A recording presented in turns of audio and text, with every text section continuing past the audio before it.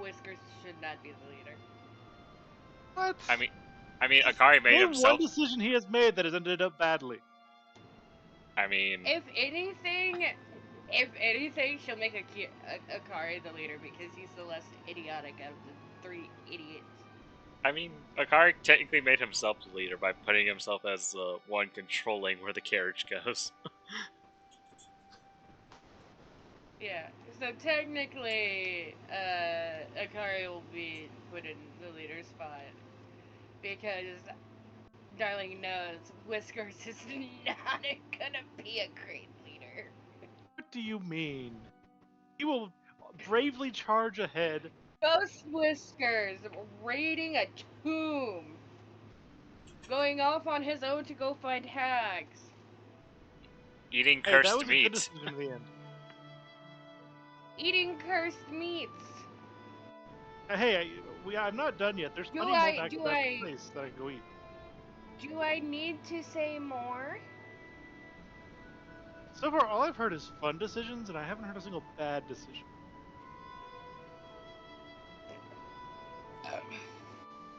Well, we have a panda. Now we just need a ram. Good morning, Panda. Also, according to her, she's been awake for a while. She just, quote unquote, lost track of time. Oh yeah, Okay, when you I wake have up, been awake. you're half asleep, and you're just like, I don't want to get out of bed. I've been up since almost 10 a.m., which is almost 30 minutes. And I'm not super late this time. I assume she was like in that state where you get up and you're like looking at your phone while you're in your bed, and you're like, ugh, I don't want to move. I'm still in that state, but I can feels actually right. talk now, so like. Don't worry. This is just gonna be a lot of RP. The first part of this session, I foresee. There is I mean, one even map. if you're in a There is one map though that you can be on, but you don't really need to move on it as long as you can see it. Because Okay. you guys, while I haven't finished the city map, I did finish at least the throne room of where you're going to be meeting a certain Lord Count Drake. So is he a vampire or a dragon? You'll find out. Is he both? Is he a vampire dragon? That'd be interesting. Ah yes, the vampiric dragon. I swear there is a vampiric dragon somewhere out there in D&D. Oh, most likely. I don't know. I mean, I think the only two people in the party that really know anything about him is Darling and Akari. Well, Guy Akari, who's not even from this country. I don't think Akari would know anything about Lord Count Drake. He only has dirt on you. Well, Akari knows that Lord Count Drake is technically her father-in-law. that is true. He does know that because, as usual, Akari just happens to always find out Darling's little secrets. And Whiskers doesn't care.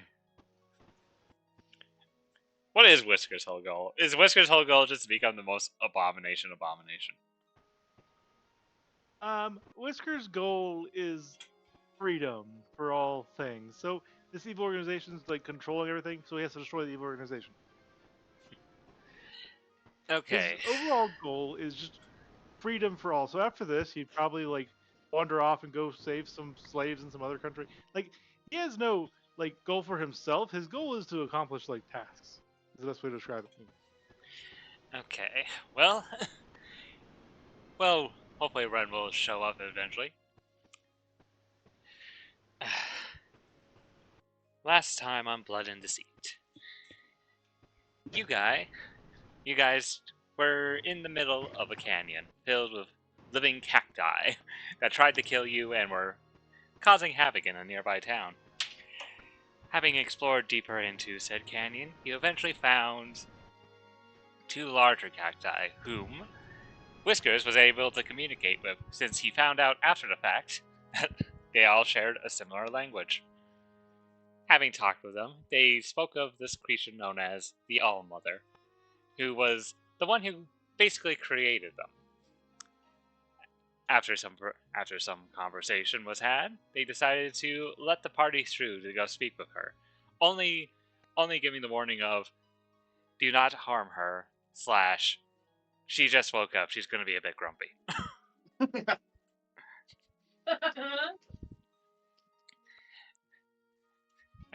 As you went there, you then met with this Allmother, who turned out to be a young adolescent cactus dragon.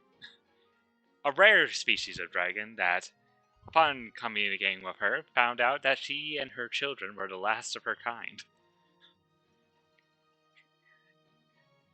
It turns out that the cacti people were a byproduct of her turning into what she now sees as her evolution to the next stage of dragonhood, from young to adult dragon.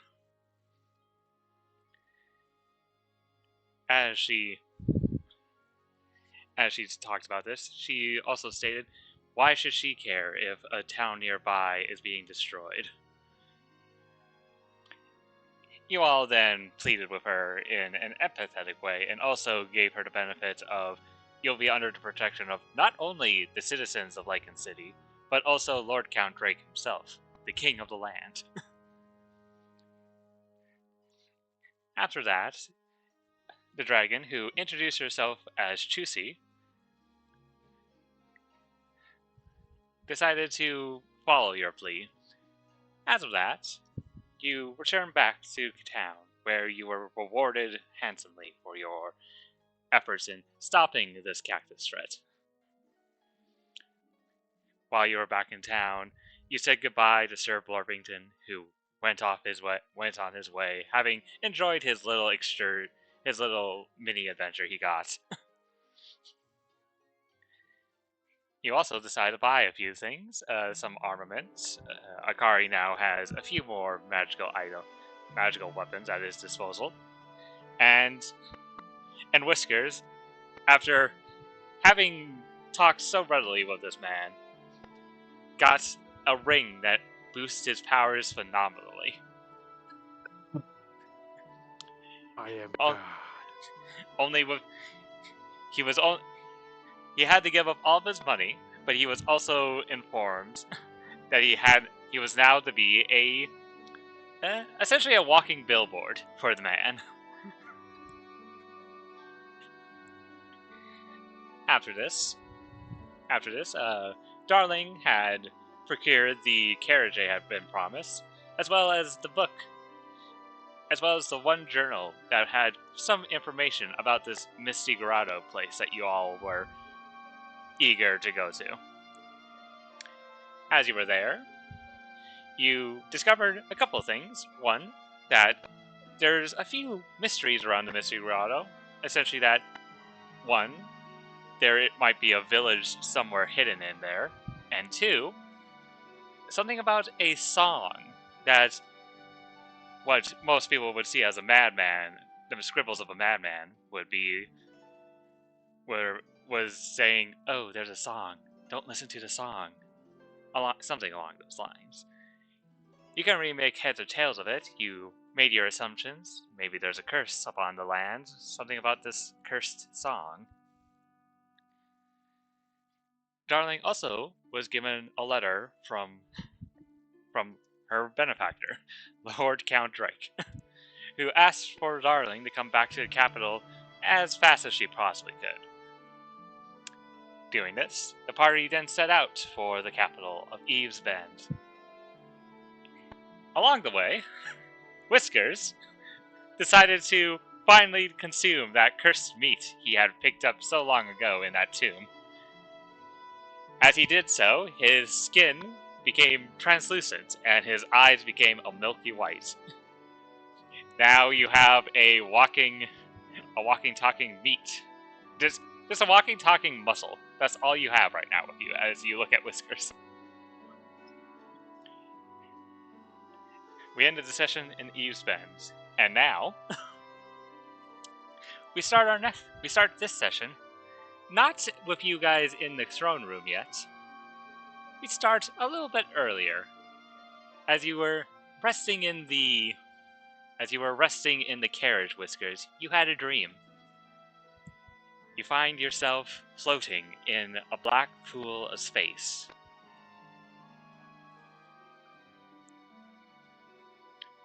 weird. He will like try to swim, like the awkward like doing swimming strokes while just floating thing. As you do, you move around in this space. You don't seem to get anywhere, considering you can't really see anything in the distance. But eventually, you do hear something. The sounds of heavy breathing.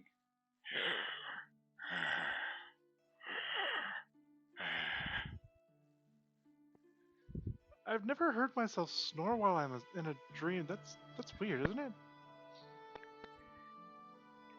Then you hear a voice as you start talking out loud to the endless nothing.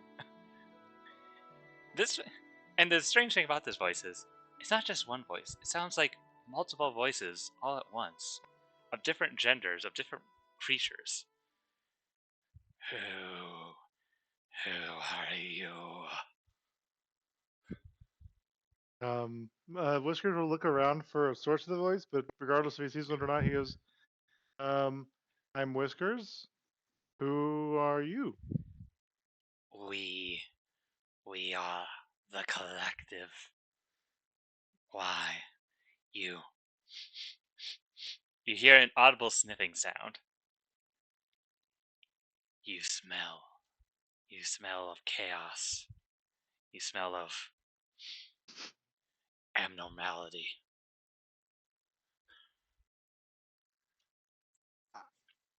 I feel like I've been called that before. I don't have. I have pretty good smell. I don't smell it. Your form, it has been transformed so much. Yeah, that happens. Dark You are, magic, cursed meat. you are like less than a being without a true form, a being of many forms. I can't tell if that's true because I don't see you having any form. Oh, you wish to see us. You wish to see us, the collective. Sure. He'd say not exactly sure, but he'd say it anyways because he's like, this really doesn't go anywhere if I don't say it.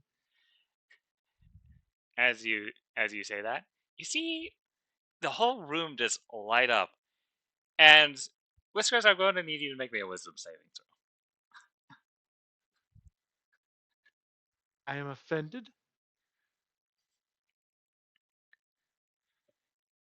throw. Oh, hmm. Okay then. You look down as the whole room lights up, and you see just giant mass of flesh, multiple mouths, multiple eyes, the appendages of various creatures just sticking out of it. It is just a very it's gargantuan-sized gelatinous blob of just flesh, mouths, eyes, and appendages. And when it talks, you see various of the mouths move, and various of its appendages just move as if haphazardly, like it has absolutely no control of what its appendages are doing.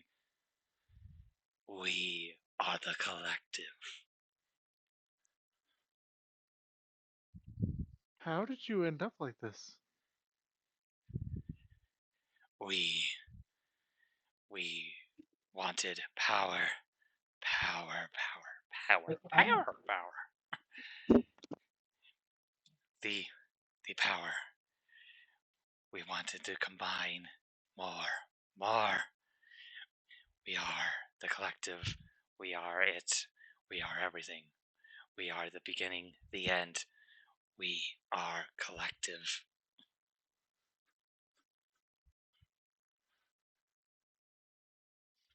Hmm.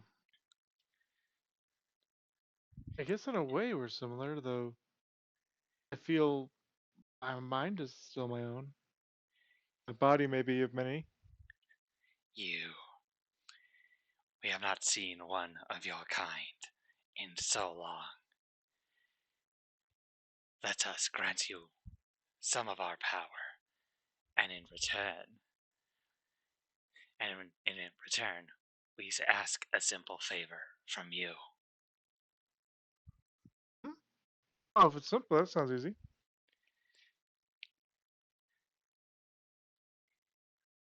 We want nothing more than to be free. Free of our prison. Free of the prison those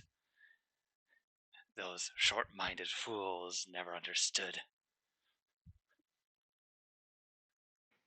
Um, you could see like visible like anger, but not at the form that's talking to him, but at the concept of the ones that imprisoned something. And he's sort of like, oh, you wouldn't even have to ask for that. Become How do I our free you from this? become our champion, and we shall grant you powers. These powers shall help you along your way. All we ask, we are currently trapped within the core of your planet. Seek the mage known as Gilgamesh. He is the one who has trapped us here. So do I have to kill him, or does he have a way to turn it off? Find him, extract what knowledge he knows about how to keep us trapped here. And then bring him to us. Sounds easy enough. Then we have an accord. And you see one of its fleshy, almost like a flesh tentacle, just come out of this thing and go straight towards you. Not in a menacing way, but in like a slow moving type of way. If you do not resist, it will essentially boop you in the forehead. Not so much resist, but Whiskers will wild shape like into a. I don't know which creature would be most fitting for this individual moment. We'll say a giant poisonous snake and try to like match the tentacle with his tail. Still take the booping if it goes towards the head, anyways. As it touches any part of your body, you feel a magical power surge through you, and Whiskers, I'm gonna need you to roll me a D100. Yay, more corruption! Whiskers is gonna be so disturbing. An 8. An enormous horn grows out of your head right above your eye. It can be used as part of an attack action to deal an additional 1d4 piercing damage.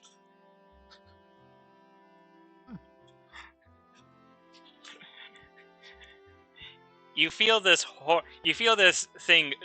something jutting out of right above. Roll me a d2.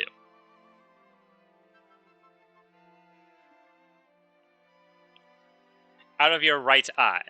Well, not out, right above your right eye, you feel a horn just jutting out of your skull.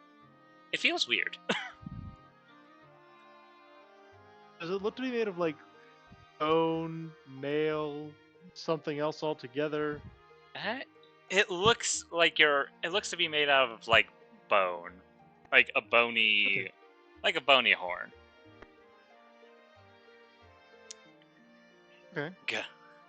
Go, our champion. Go and find Gilgamesh. And with that, the vision fades, and you find yourself waking up in the carriage, right as you guys make it to Eve's Bend.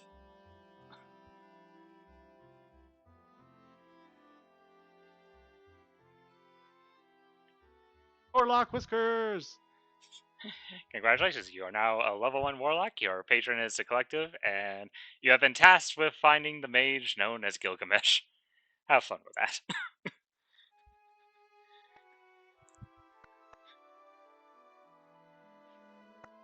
Regardless, as you go through these barren, well, not barren, these very active streets of this city, you see various undead. You see various creatures that look similarly to what Darling is, very pale skin, blood red eyes, except their hairs are not nearly as colorful as hers. You also see various lycanthropes also walking around, as well as ghouls, skeletons, the whole shebang and boodle. You also see a couple. You also see a couple creatures that are wrapped in linens that are just walking around. Anyone who's from the Hollows would recognize these immediately as mummies. Maybe I should do that. As Darling brings you out up along the pathway, you see the large mountain in the distance that's just jutting into the air. A path leading up to a castle that hangs off the side of said mountain. As you go up to the front gates, 2 guards will greet you. Halt. State your business, they say, looking to you all. Darling will hand over the letter and put up her wrist and pull down her sleeve, showing her symbol. They take the letter, read through it, see your symbol, see the stamp on the letter. Welcome back, Miss Daw. They open up the gates. Lord Count Drake will be seeing you now. Yes, my guest in here in the carriage is, they are with me and they are a part of the, Count's, task force, so make sure they're well taken care of, yes? They look at you confused as you say Council Task Force, but they also say, that is perfectly okay. He expected you to come with guests. Oh, wonderful. She kind of brings the carriage inside the gates, hops down, and pops into the carriage and goes, shut up, don't say anything, don't do anything, don't touch anything. And she looks at Whiskers. As she's saying this, Whiskers is touching his horn over and over again, like confused about it, but also just poking it. Oh yeah, Akari, Val, and Darling. Whiskers now has a horn right above his right eye. Now we can drag. You'll fit in. Darling jumps down and goes, don't say a word, as she walks towards the front. You know what's the weirdest part about this horn? Is that with the invisible skin, since you can only see like bits of bone and muscle, it's like one of the bones from inside of his skull is just protruding out a bit further. Yep. Abomination. Okay. As you walk through these the large halls of this castle, Darling, you know exactly where the throne room for Lord Count Drake would be. You would also assume that is where he's currently waiting for you.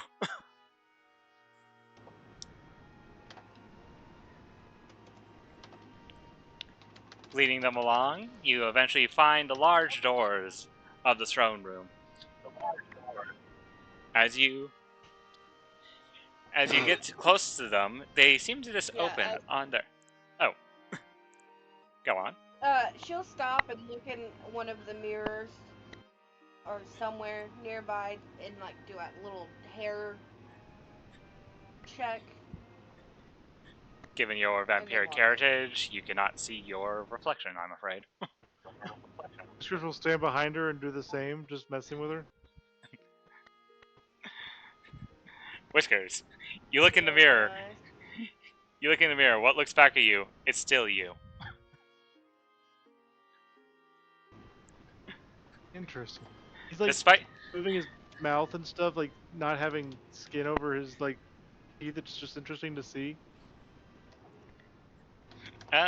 when you talk, it's like you see your teeth that has a bit of flesh right above and below it, making up the jaw. You see it this opening up and down. You don't see any lips, so it's like, how is this creature pronouncing words so fluently, despite the fact he has no lips to speak of? Magic. As you approach the throne room, the doors open, and let me move you to the map. You walk into a large throne-like area. Glass-stained windows along the side, and archways that hold up the ceiling. A very gothic interior. Down the center is a red carpet. At the end of said red carpet, there's a staircase that leads up into like a mini throne. On said throne, you see this individual.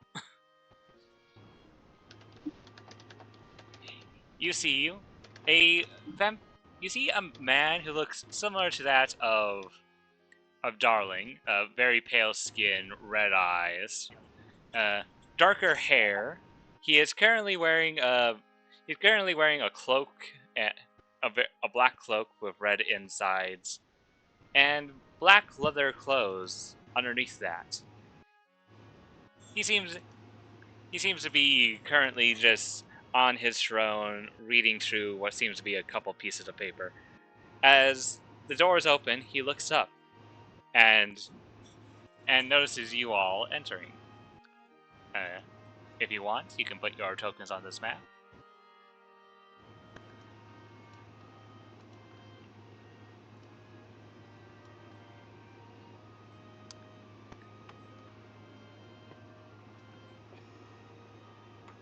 He looks up and immediately recognizing Darling.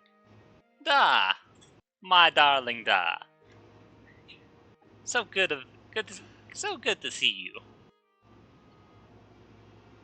She walks up, and she kind of looks back and goes, "Stay back. You can move further, but don't move too close."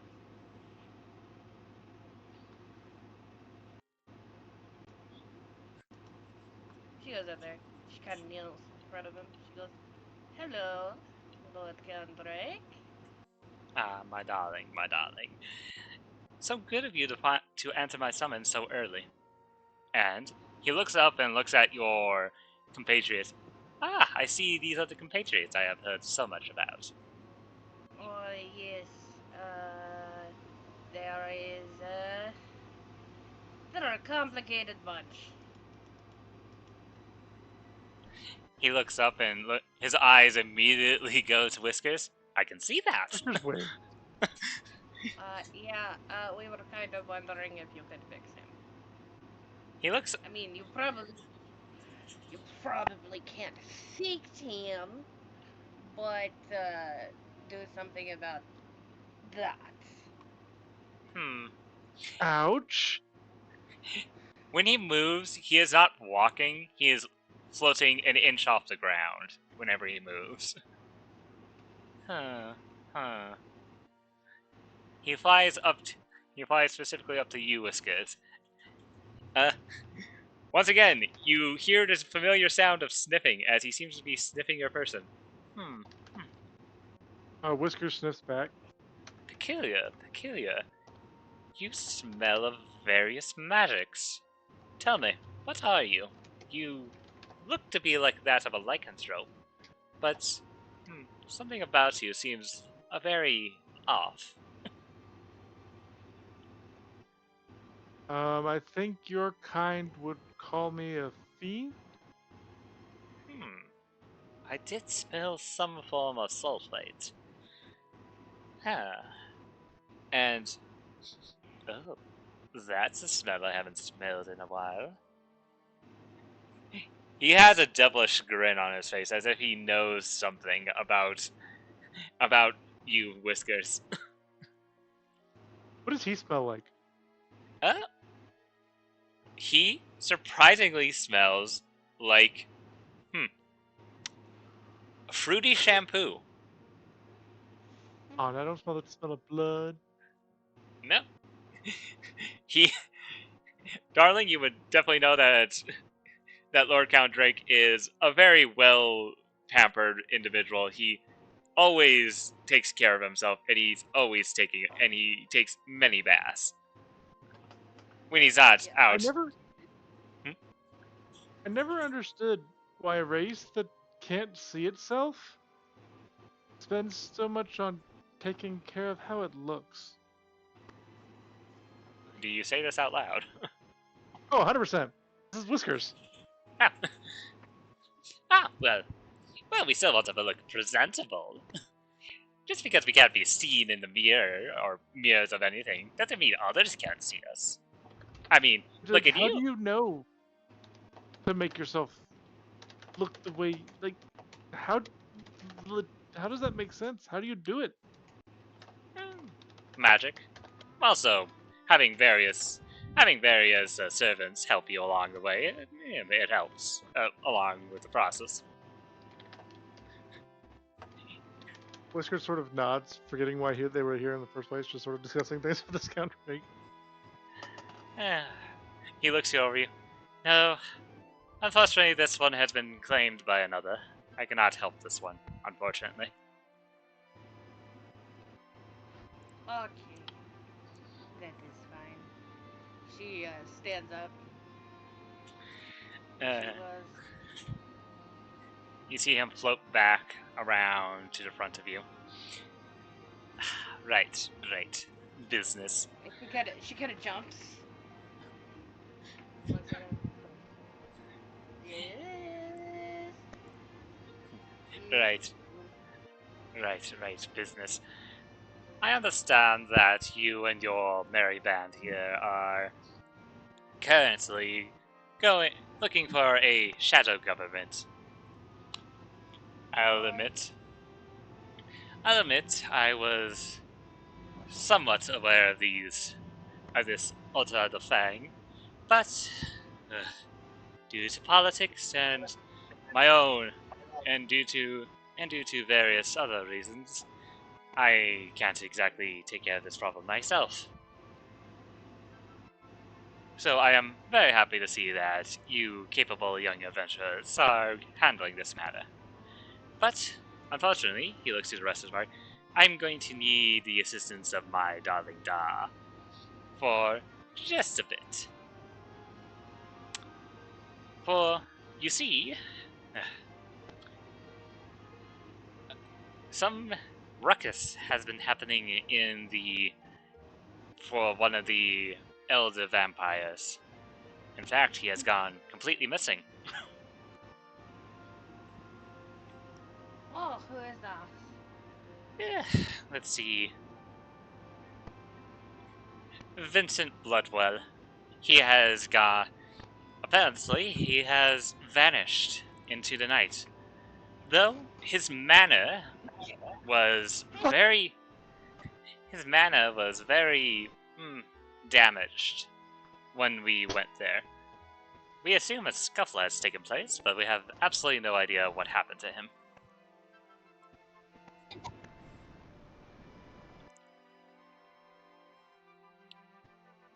So you want me to go to his house and investigate and I'll find him again. Fine.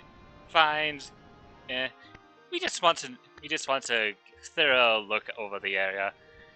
You see, one of our elder vampires just goes missing like that. Well, people start asking questions, and I simply need someone of my personal circle there to make it at least look like we're somewhat competent.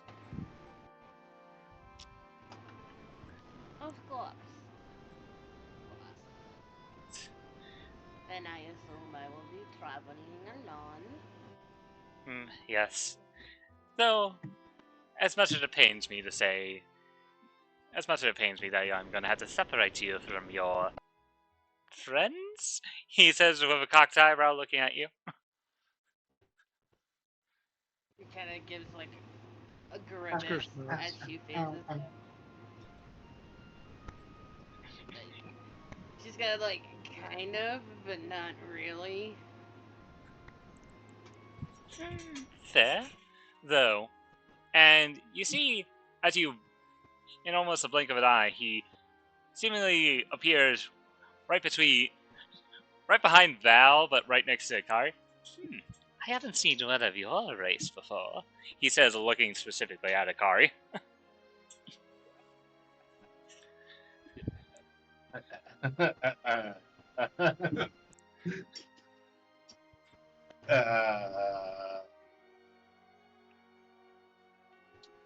I'm not from here.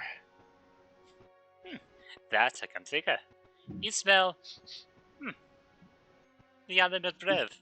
Interesting. Well, I'll be right back. as Akari is now in a stunned silence. I also see you travel with. He turns his gazes now to Val. You travel with one of celestial blood. Interesting. Mm-hmm. Quite the show. You have an. He looks over Whiskers. To be honest, I have absolutely no idea what to refer to you as. A celestial, something of celestial blood, something of fox nature, but not of the Anima kingdom. Interesting. And he looks over to Gyor. In fact, actually no. He has like a quick glance at Gyor and then just looks away as if uninterested at him, and also some bustle. Well, I see that these four will be quite handily able to perform tasks without you.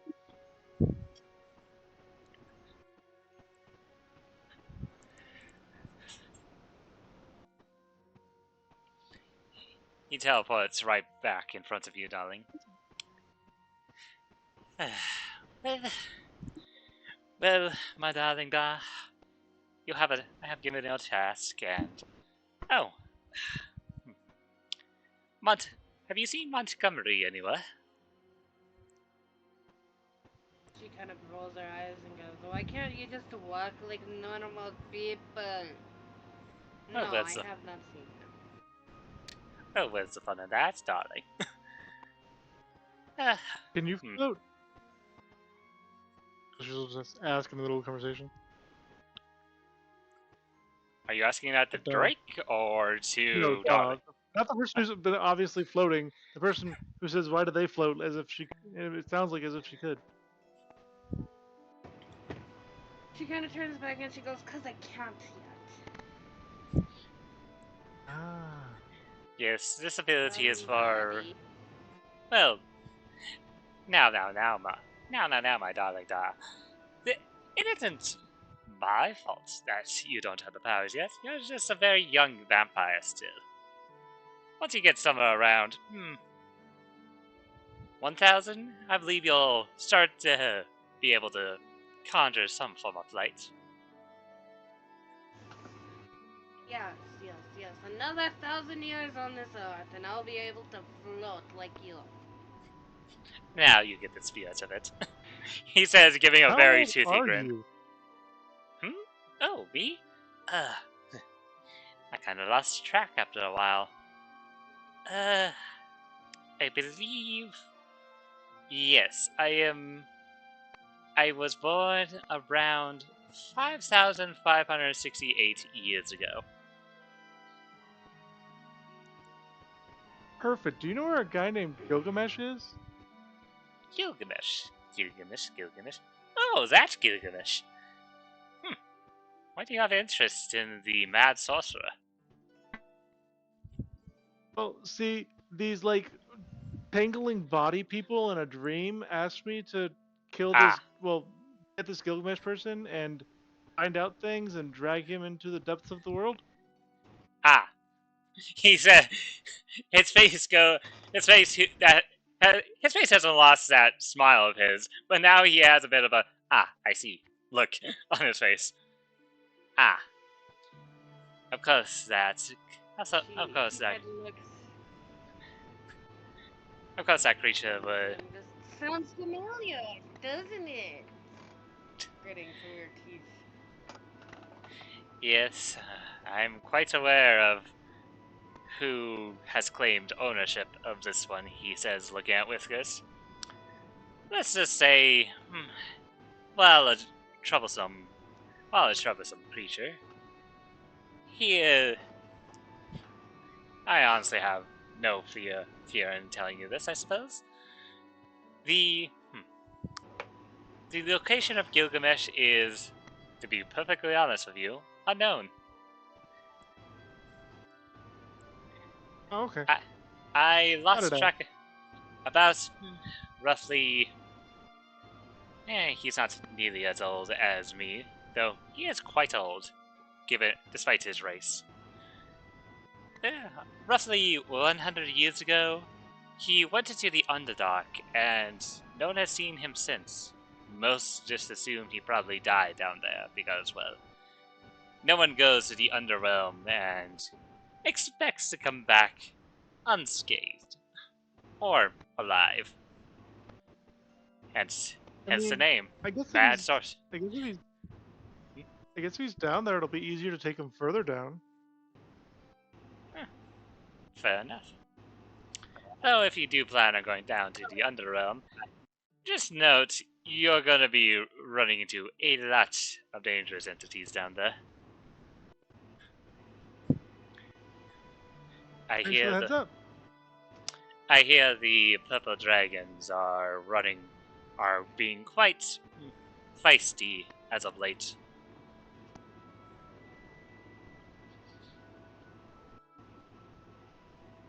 There are a lot of dragons.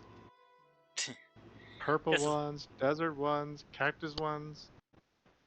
Oh, you've met a cactus dragon. I thought they had gone all extinct. Oh, yeah, about that, Lord Camdrake. I may or may not have done something, without your permission. What did you And she do? smiles real good. What did you do this She goes, time? I did a thing, kind of made more work for you. Of course. You always make more work for me, Han. I kind of sort of promised her the protection of the king as she's the last cactus dragon on Earth. You see him pinch the bridge of his nose. You're lucky I like you. Technically, they're the last three. Well, I'm also kind of your family, so yeah. He rolls his eye. Oh, playing that card, are you? I see how it is. Fine. Well, Fine. I will assist in. I will make sure that this cactus dragon, is well protected.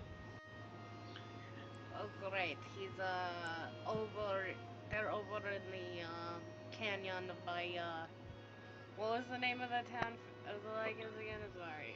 Lycan City. Yeah. It's Lycan City. Oh, Lycan City. Ah. The canyon by Lycan City is where she is. Ah, very well. I'll make sure. I'll send some men down there to fortify the area. But Make that canyon a sanctuary for her. So on and so forth. She said she can handle everything else. Just make sure nobody attacks her. And her babies. Of course. Well, I have given you. Sure you don't want her to kill me, yes? She smiles really big. Oh, darling, I'm sure you could take her. He says, giving you a grin back. I'm sure I could, but you know. Just saying, if she's not protected or anything happens to her baby, she said she was going to kill me. So there's a little motivation for you. Oh, how you get yourself into trouble. Well, I have informed you of your I've informed you of your task today, darling. Be sure to go handle that at your quickest convenience. As for the rest of you, he looks to you. Enjoy the city if you wish to wait for her. Or I do believe you have a shadow government to slowly take down. Where are you off to, might I ask? He says, looking to the rest of the party.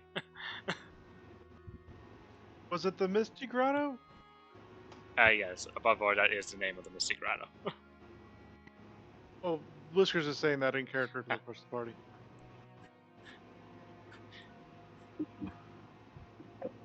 Looks to Val and We've all Akari. died. I think that was the name of the place we're going to. Oh, do you know anything about the Misty Grotto?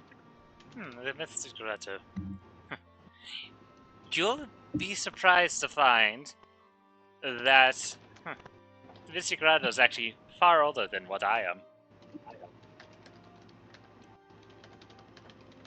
So you haven't been there. Not. I never wanted to really step foot in that place. It is. It reeks of a very ancient magic. And in my old age, I have learned never mess with ancient magics. He says, looking specifically at you, Whiskers. Whiskers looks back and goes, "Why? Ancient magic is all the cool stuff." So it does make me wonder why people stopped using it and why it became ancient. Oh, younglings. It might have something to do with the fact it can be dangerous. I mean, just maybe. What's so dangerous about it? Scratches his horn sticking out of his head. Well, most people don't like the effects of the ancient spells sometimes. Especially ancient curses, you know? That makes sense. Those could be deadly. Mm-hmm. Oh, we should probably get going. Or wait, did you have anything else important to tell us? He's looks over to the king as if it's just an informant, not even any way respecting the position. He does not seem to mind the slight insult you have given him. Darling looks up at him Hmm? and goes, so, Lord Catholic, can I ask for one more favor? And she gives a big smile. I believe I've given you lots of favors, but I'll humor you. Is there any way you could send one of your men with these idiots and, because they don't have many, of course. I would like them to success.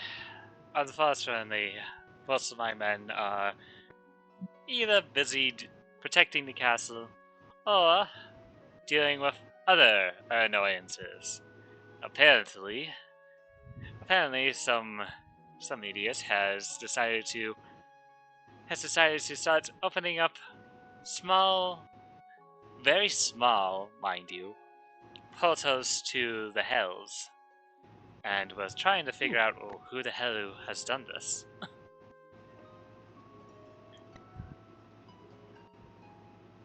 Whoever they are quite powerful with magics, and they are quite annoying. But as he looks to Whiskers, that's good information. On your search for this shadow government, I will say I have noticed some oddities here at the capital. Though, as one of my position, I can't exactly just go investigating these all myself.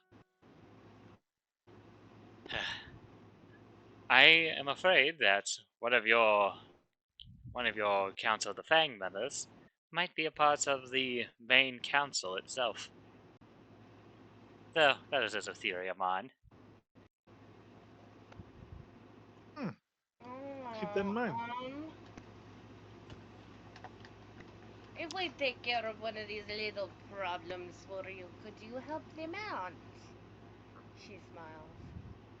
We've been handling all sorts of problems lately. Well, if I'm not mistaken, you're already out hunting down this council. That's for the fiendish portals. Yeah, that is a job for my men. Not for you. And from the sound of it, you're all heading off into a location that really I have no real jurisdiction over.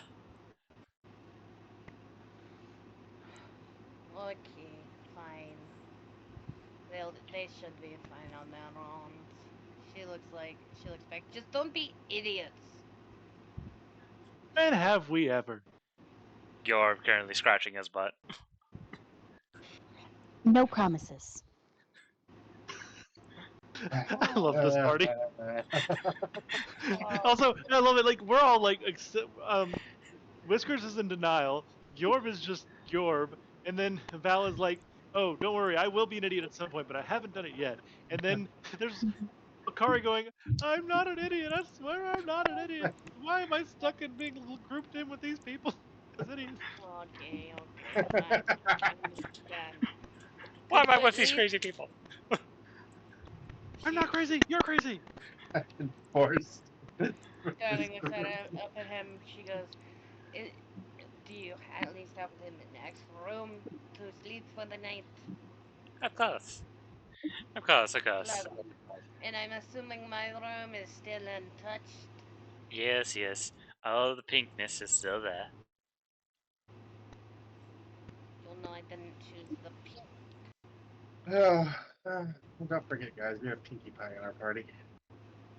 She goes, amazing. She goes, I think I'll have a bath tonight as well. I have to correct him real quick. Hold on. And she goes, Pinkie Pie. thank you. I will get more information when they leave tomorrow. And she walks over to Val and hands her the money and goes, don't give Whiskers any money. He tends to spend it on stupid things. This is not a stupid thing. It is a powerful magical item, I think. Locandre looks over at your hand that has a ring. Huh. That is in fact a very powerful magical item. I'm honestly surprised you See? have it. I made a deal with someone that I'd advertise for them, but for some reason they tell me that I probably shouldn't advertise looking like this. So I'm probably going to have to go back there and pay him back at some point. You he looks at you. You are in for a world of pain. I can just see it now.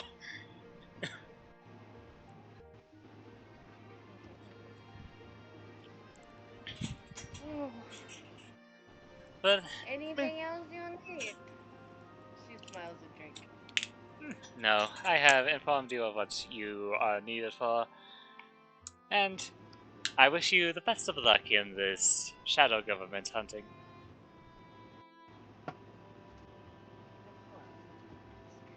No, and if you do see my husband, please tell him to stop running away. Jesus Christ. For once, he rolls his eyes. That son of mine, always off on his little adventures. Yes. Well, nevertheless, you'll have a good night. I'll see you in the morning. And she walks off. Okay. If the rest of the party has no more questions for Lord Count Drake, you will be escorted to one of the various rooms in the castle and allowed to rest there for the night. Castle party! You rest at the castle. Nothing happens. Though when you wake up in the morning, it's hard to really tell if it is morning or not because as you look out the window, outside of the ever-present mist, you look up and there's still the sky. There's still up in the sky the eternal shadow that is just always above this area of the hollows.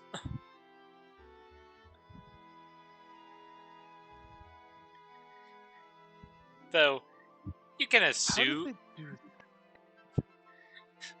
I mean, you were with Lord Count Drake. You could ask him what he did. Too late now. As you all wake up in the morning, I assume you all gather together, getting ready to head out to the Misty Grotto. Darling, Of is course, there we any... have to have a tearful goodbye with Darling. Darling, is there any last words you wish to speak with the party before you inevitably have to jump out?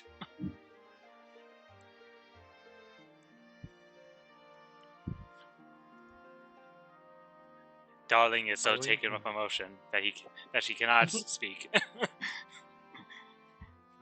Whiskers treats gives you- her one of those like super big bear hug kind of things. He's not literally turning into a bear, but he does give her one of those big hugs and goes, "Don't worry, we'll see each other soon." And as he like shakes her back and forth, most likely against her will.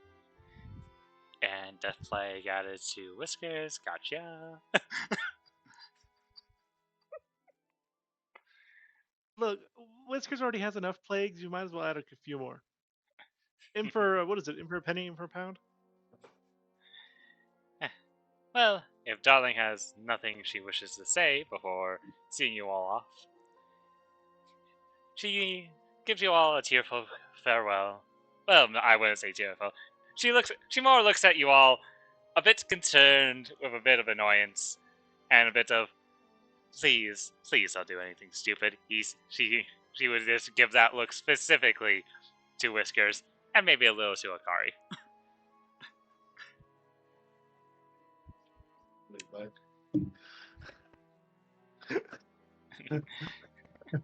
I'm sorry, I was Akari. not paying attention. I'm sorry, Akari. You have been lumped in with the Three Stooges. Your fate has been sealed. At least in her eyes. Well, Okay. with that, Whiskers will try to take the reins of the cart and try to go off into the distance unless someone stops him from doing so. Okay. We head back to the map. You get your cars ready. And yeah. Who will be driving this cart? If I recall correctly, Akari has shown interest in wanting to be the one piloting this cart. Might as well. We can't trust Whiskers. He will get distracted at something. If Whiskers That is not allowed seems like to a like bad lead idea. the cart, he's going to sit on the camel. I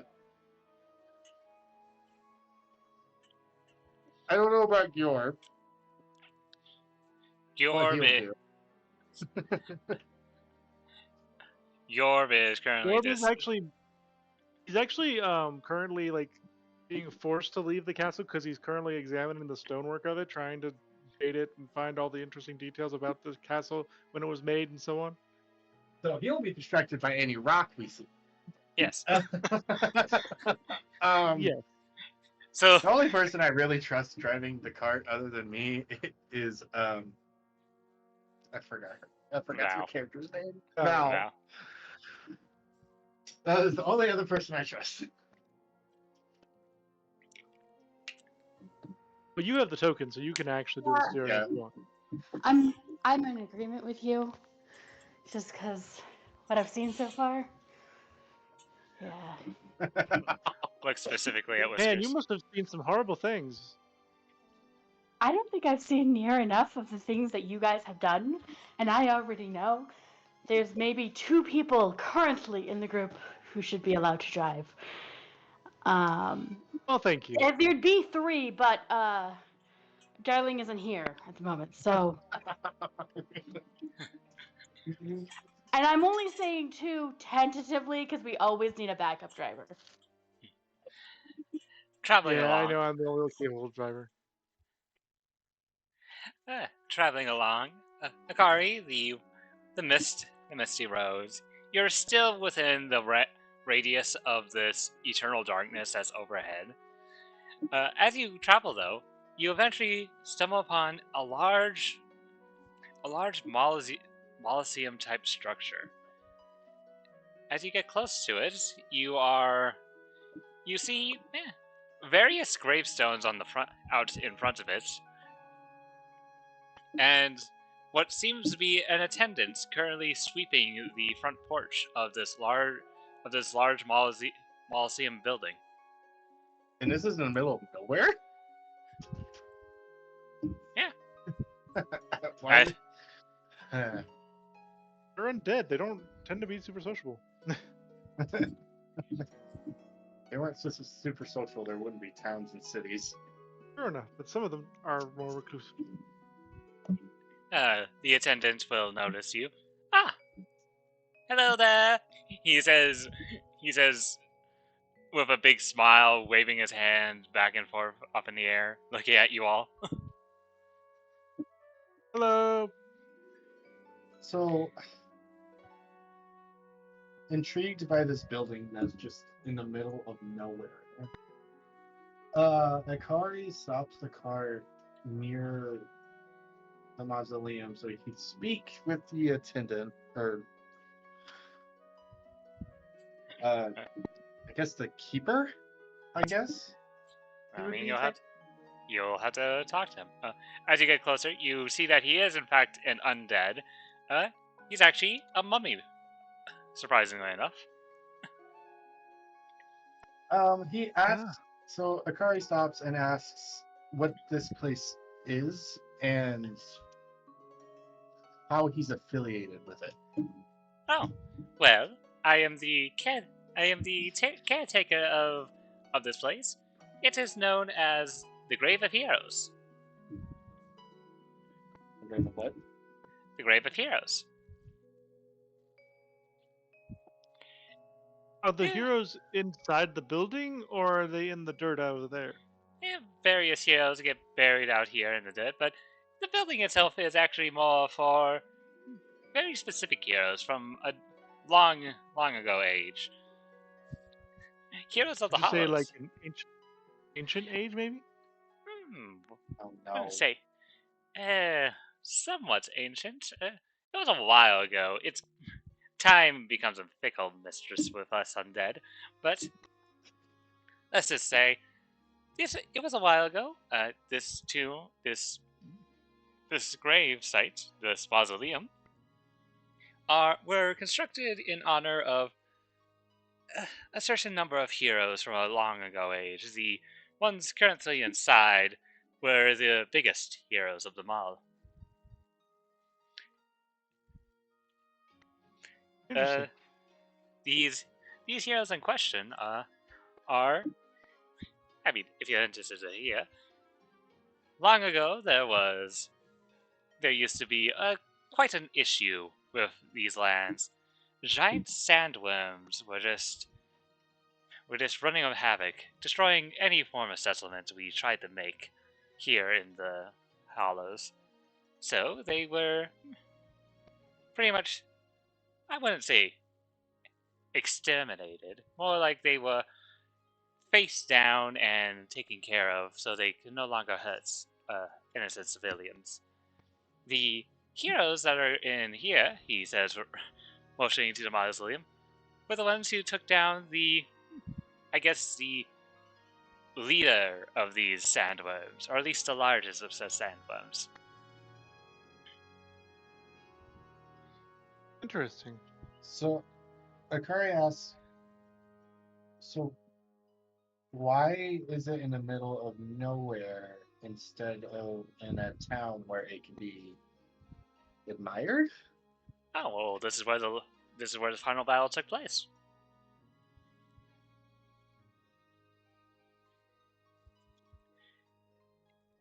Simple enough. Oh, since you're here, you wouldn't happen to be adventurers, would you? Yes. Well, yes. Oh, I'm actually the collective champion. Whiskers, no, you're not. he I looks said at I you. was in my dream. The caretaker looks at you for a minute, Whiskers, and then looks back to the car. Oh, well, if you're adventurous, you might actually be interested in what's inside. What is? Nothing. Nothing of too too much hassle or problem. You see, they wanted to make sure the sandworm threat was never a threat again, so they kind of put enchantments on the inside for the former heroes of old who wanted the adventurers to be strong enough, or, well, a bit more prepared to face off against these sandworms if they were to ever return. So they essentially have a little bit of a test inside that, if you pass, you could potentially get some form of rewards from.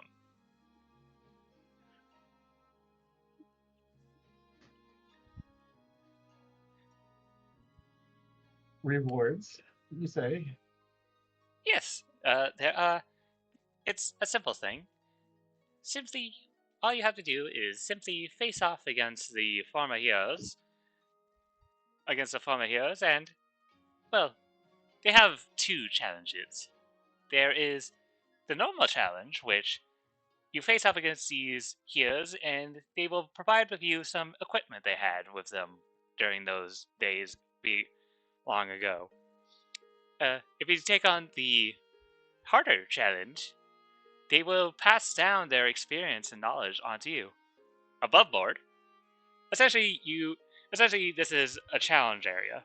In this challenge area, you are provided two challenges. The quote-unquote easier challenge, if you will be fighting off against the old party that took down the giant sandworms, at least a weakened version of themselves. Okay. I was thinking about that, and I assumed it was weakened version the entire time, but you never said it, and I'm like, we have to fight like level 20 characters. We're gonna lose, but it'll be an amazing story if we do. Yeah, it would be.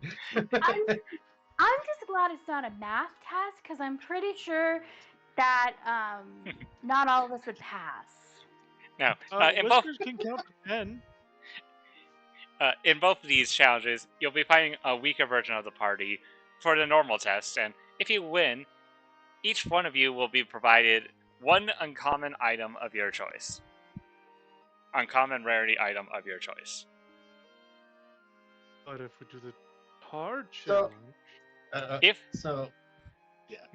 What's the hard challenge? The harder challenge is you're finding a bit more stronger. Not stronger than they were when they fought off against these sandworms, mind you, but a bit more of a stronger challenge, like when they were a bit more experienced, but not as experienced when they took down the sandworms. You'd be fighting a harder challenge of this party, essentially harder abilities and whatnot, and if you win, you'll gain a level up. Out of character. Tempting as hell.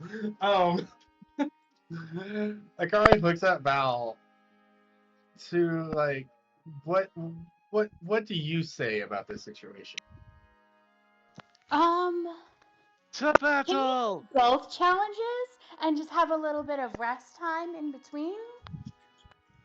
Oh, of course. You can take the challenges whenever. Oh, wonderful. You don't have to do them right after the other.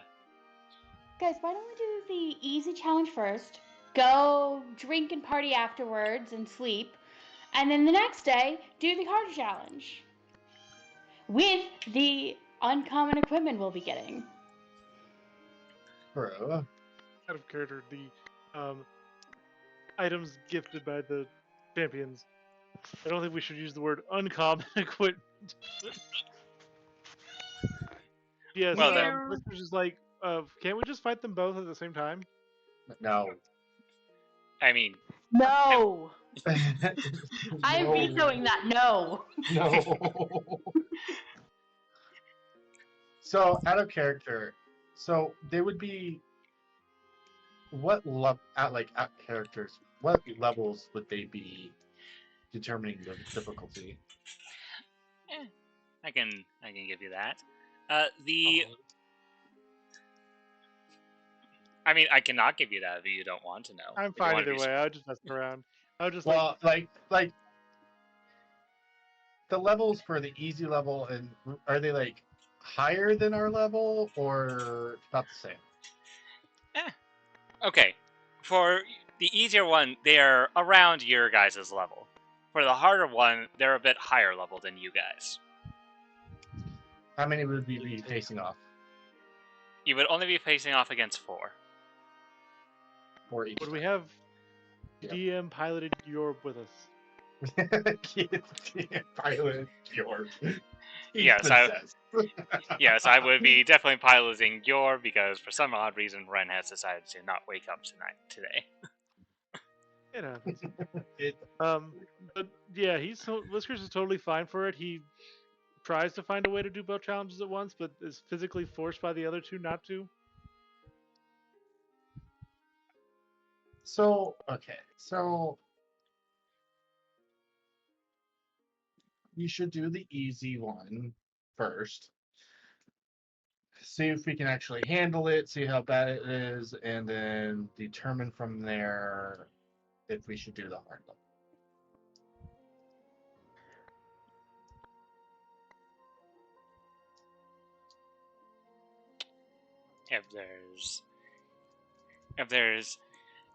If you have decided upon this, one moment as I bring you over into the map that you'll be fighting in. So, question: as we enter this place, is it like straight into a challenge, or is there like a entryway that like talks about the various Oh, no. heroes or tells us about them? Well, the caretaker will tell you. The challenge only begins once you stand in the middle of the ring and state, "We are here to take the challenge." Guys, Okay. idea. We lay a bunch of traps everywhere except for where we're standing and let them get caught in them. And that will make our lives easier. Okay, so here's the problem with that plan. You'd have to go to a town, buy traps, and then come back. We don't have any Yeah. traps on us. We don't even have magical traps on us. Yeah. Damn. And the other issue is, Panda, you're currently not in game. I am opening up D&D Beyond right now. I was making rice and my cat Hello, is kitty. yelling at me. Hello, kitty. Yeah, she's displeased that I am upstairs making rice instead of downstairs in the basement. But upstairs is nice, and she's just being difficult, to say the least. Oh, I can't open it up on my phone. I can open up D&D Beyond, so I can make rolls. I just can't get the map up. Wait, hold on. I think, you know what? For right now, we'll take our 10-minute break here because, one, we need to get some people into the actual game, and two, apparently Gorv has not leveled himself up properly. Oh shit! He probably forgot to level up. I leveled up in Warlock because I didn't have enough shapeshifting, so I chose Form of Dread. Oh yeah, never mind. The problem is, I don't know what he would have wanted. Would he want his 8? Would he want his 20 strength, or would he want a feat? Because, well, I think he was conflicted when we were talking last about it, so Yeah. he probably could have done either one of those. yeah, I'm looking at it, and he was stuck on the ability score / increase feat. You know what? Yeah, I was gonna level up. You can always do one and then undo it whenever he gets back, Yeah. as long as you make a note of it. I'll just be nice and just give him a 20 strength for right now, and then in the fight, and then afterwards, whenever he shows back up, we can discuss if he wants something different. I could see him totally taking the mobile feat.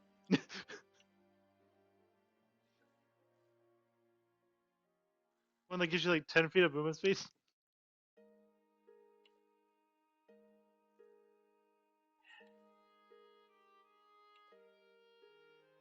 Indeed, Lux.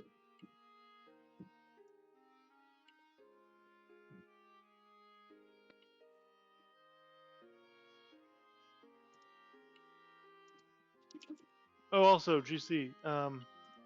Yes. The token for the Trent defaults to 138. I know it's 69, and it says 69 inside of it, but it makes itself 138. Oh, just I can fix change it. I just thought it. Yeah, just adjust it to make it the right one. Okay, your Yor with his 69 HP. Nice. Yeah, I don't have that much HP. Is your token showing your actual HP? No, I leveled up and the token's still set to the previous level. I keep saving the changes to it, but it keeps being reset to the lower HP. It's 52. It's just 7 more. Okay. Yeah, I can fix that for you. And then, since Seems Val I'm does saving it to the individual token and not to like a universal token. yeah, you're not on your character sheet right now, are you? I can get off. Wee. Okay. 52. Yeah. Yeah, I see the issue here. Hey, we got a Ren who's muted. Server Oh, muted by perfect. you, I think. Oh. Oh, wait, is he server? Hold on. Sorry, Ren, if you are server muted. My bad. How the hell is a server muted? There's just a lot of, okay, I remember there was just a lot of noise, and I was just like, Ren, Yeah, can you hear us? moving Can you around. speak? Can you speak? Oh. Yeah, I was able to hear you. You just couldn't hear me. Yeah. Okay. Essentially, everything you've missed. You met Lord Count Drake. You said goodbye to Darling Da. Whiskers is more of a freak. And you guys... Excuse you, Whiskers is now a majestic unicorn. Yes, Whiskers now has a horn sticking out right above his right eye. You also were informed that apparently someone is opening like small portals to the hells somewhere in the hollows, and that one of your targets is potentially on the main council of hollows in Eve's Bend. You guys then traveled south and are now in a quote-unquote challenge area called the Hero's Grave, where you'll be fighting off against former heroes who took down monstrous threats in the past, known as giant sandworms. AKA giant purple leaders. See, I'm surprised no one said I'm just ripping off Dune, but okay. I didn't say you were, but also we are a desert place. There's going to be sandworms. That's not rip off. That is just a common trope. It's. Well, I wouldn't. I've also never seen the movie Dune, so I don't know anything about it. I haven't actually watched either movies. I've seen clips of both the old and new one. I've watched the old and watched the new one. I've seen the Chronicles of Riddick, which I think is in the same universe, but. Riddick is good. Riddick is S2. Yeah, what I'm being reminded of is Tremors. See, Tremors here's is a the okay, Earthbound Fox. Okay, Fox. I was watching movies with Nye, and they were watching all the Tremors movies. And when we were watching Tremors movies, I was just like, huh, this doesn't look like a desert planet. For some reason, I thought Dune and Tremors were the same movie. No, isn't Tremors like somewhere in Texas or Arizona or something? Just a deserty I think place? Tremors is like in Arizona, in the middle of a valley. Yeah, I shit you not. I thought they were the same movie. Oh, and I'm pretty sure there's like cowboys in that movie. I don't know. I never watched either of them. True enough. But yeah, so we're gonna fight these heroic champions, and GC leveled you up and gave you strength instead of a feat. He can always undo it. Yeah. If you want to do it the other way. Yeah. I didn't. You were when I looked at your character sheet. You were still in the level up process, and I didn't know which one you wanted. Yeah. You were looking at I got overwhelmed by it. Yeah, when you look at feats, you can just be like, oh, there's so many feats I want. And since you're a fighter, you get so many options of that. So I was jokingly saying he probably wanted strength, but he could also get like a feat like the mobility feat to get bonus movement speed. Funnily enough, the feat that he was on when I opened it was Charger. So charge with your tiny legs. I guess he gets to move him 50 feet before he attacks. Actually, it does help him. Mm-hmm. Yeah, so I can easily fix that in your sheets to undo the processes. You still have the same health. I just didn't know if you wanted your 20 strength or if you wanted a feat. Yeah, honestly, I'll take the strength. Okay. Also, above board, I've already informed the party. Essentially, there's two challenges. There's the quote-unquote easier challenge, and then there's the harder challenge.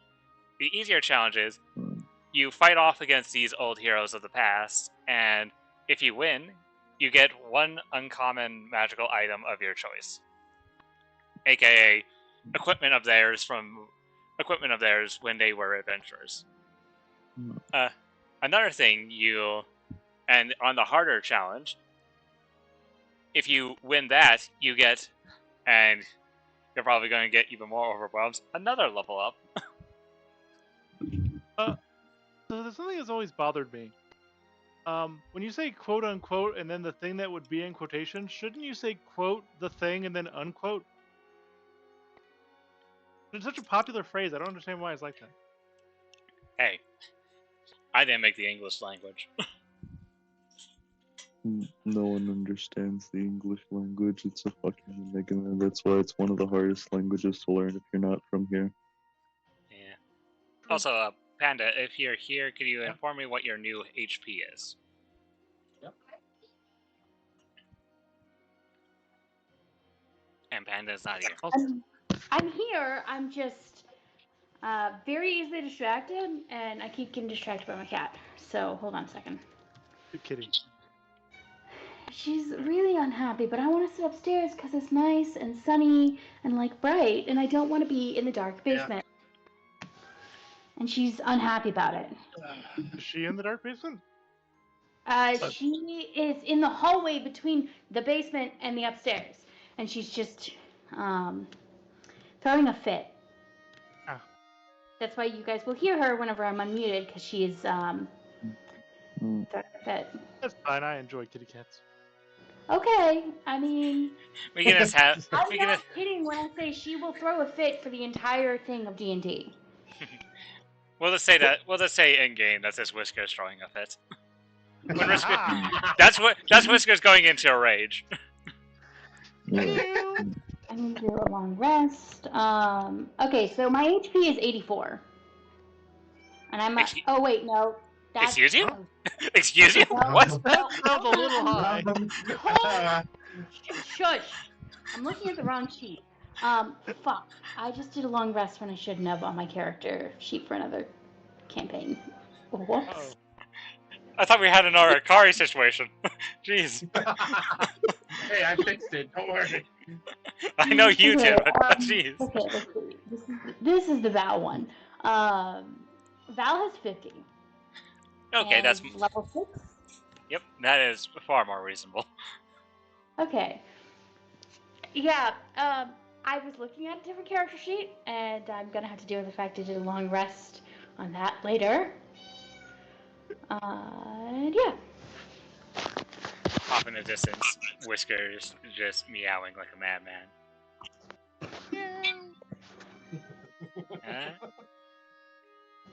Assuming we're in Akari, your new HP is in fact 43, right? Yes, that should. Yeah, that's my new one. Okay, just making sure of that. I'm enjoying the 69 HP right now. It's pretty cool. Don't worry, my new wild shape form got nerfed to 69 HP. Now, I'm the one who suggested the nerf, but still. It's funny that I now have nice HP when I wild shape. Look, if I let him have his actual HP as a tree ant, he'd be 137. I would never die. Yeah. I would have to, just to make it fair for me, I would have to throw in creatures that always do fire damage, just to make sure. Don't worry, I took Absorb Elements as a druid spell. Thank God, Akari does not want to be a naked mole rat, okay? That, or he'd have to do like 40 damage a hit to even chunk at my health. Which might one-shot you get. Yeah. Tree ants are very powerful. They are CR9 creatures. Yeah, legendary equipment's no joke. Yeah. If we're all back. You all enter into this mausoleum-type place. Brass stone floors meet your feet. You see sandstone stairs that lead into a sand pit, pillars on each end. On the far off corner, you see 3 statues. Just embedded into the wall. You also see 2 braziers on the left. One brazier on the left, one brazier on the right, in front of what you can see to be windows that show the outside. Is there plaques on these statues? Also, I thought there were 4 heroes we were fighting. Do not step in the sandpit. Well, no. It's if you step in the sandpit and say you're ready for a challenge. Okay. Oh, okay. Then in that case, No, Okay. not SpongeBobbing this. As you walk there, Akari, you see in front of you you see a very muscular woman with a large greatsword, currently pointed down, looking down at you. How familiar? Yeah, I know. How familiar? How familiar are you with? How familiar would you say Akari is with other races outside of his own?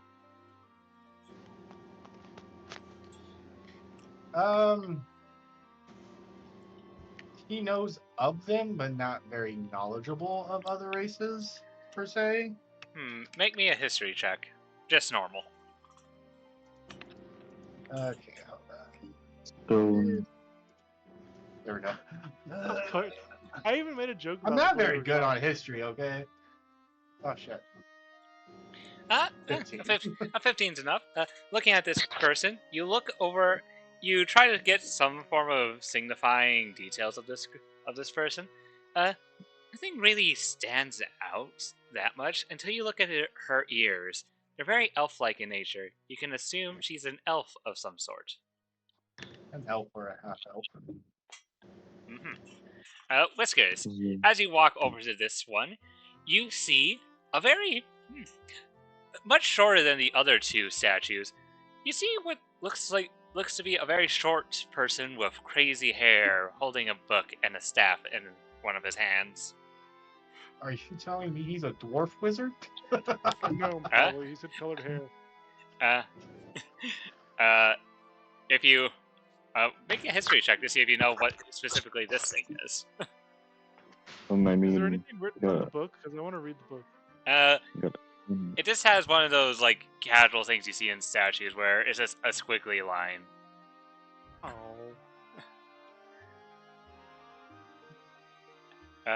Yorv, as you look at the stone, you can easily tell that this is granite mixed with brass, basically.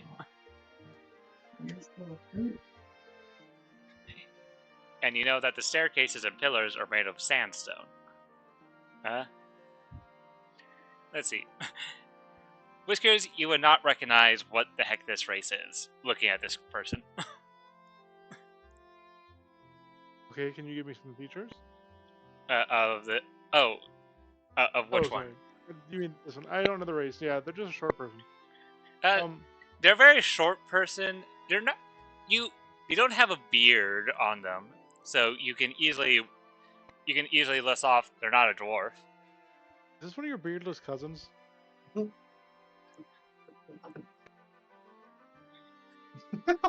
Can dwarves shave their beards? Or do they like grow back instantly? Looks like Yorb. Yeah, 100%. I'm looking at Europe while I'm saying these things.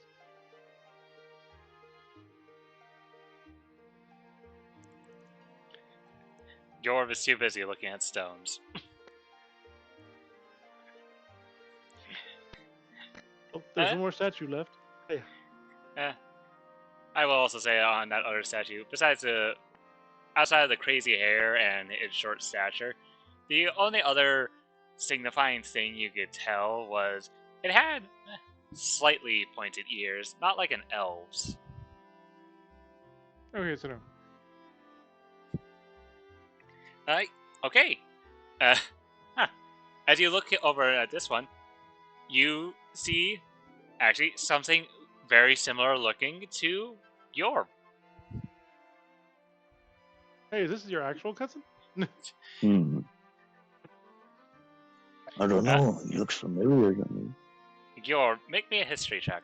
I mean, I still have that 22 sitting there. You know what? I'll take the 22 because you would probably actually know this. You're being from the mountains. You would being from the mountains and being from underground. Well, not underground. Being from the mountains, and also due to your dwarf heritage, you would know the differences immediately between a dwarf and a Duergar. This is a Duergar. What's a jerk? Dark. They're like the drow version of elves. This is the drow version of dwarves. They're Uh, essentially Dark yeah. dwarves. Essentially, Duergar are people who live in the underrealm. They're dwarves that live essentially underground. they were born deeper underground, Yeah, basically. Yep. and then they suckled from a teat of obsidian instead of a teat of stone. Typically known for being evil in most other worlds. This one probably different, but And challenging the kingdoms of gnomes for some reason. Hmm. Nobody here gets that reference. That was for me. okay. Does this dwarf seem to be wielding like a big weapon or shield weapon? Or... You notice it holds what seems to be a mace of some sort, and in his other hand, it seems to be a holy symbol of some sort. You know, it'd be great. I'm going to roll it. I probably won't succeed, but I'm curious on the religion of the holy symbol. Okay. Make me a religion check. Nope. You wouldn't recognize it. All I can say is that the iconography of this is a scythe. Interesting. Pointy stick. Okay. Whenever you're ready, please enter into the arena. Preferably somewhere in the southern area. The girl, this door Right here? walks in, and then the Yes. other door is just halfway, like a mile across the arena. Hey, Right. Giro, switch sides with me. I want you to be on the side with the Durger, just in case it's like mimicking this 3 statues there. The dirt. Yeah. Yeah.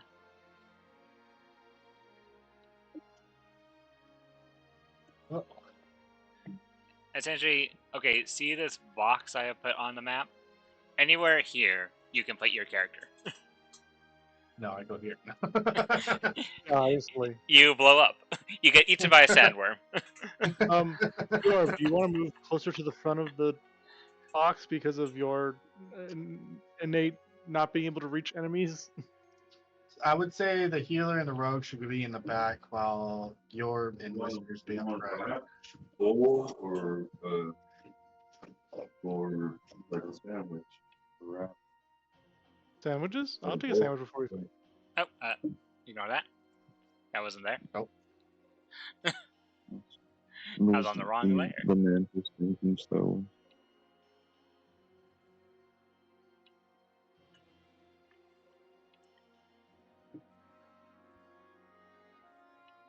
You should turn into a tree ant before the battle starts.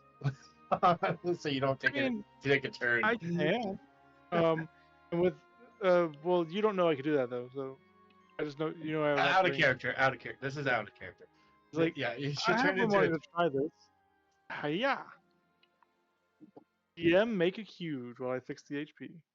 Okay. Why is You it- all watch as Whiskers turns into this huge-sized creature.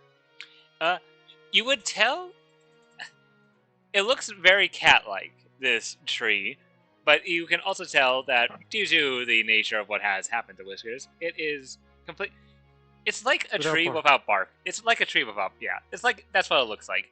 All the bark on it, it's like a naked tree. That's what you're looking at right now. And there's also just Awesome. there's also just a horn sticking right above where its right eye is. I also love that it has a mustache because it has whiskers, effectively. Okay.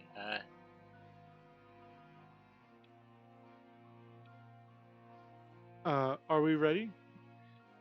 1 second, as I need to roll another thing. Also, for the longest DM, are there any trees nearby? And not No. end. Sorry, I couldn't help it. I wonder, does my gotta read some stuff.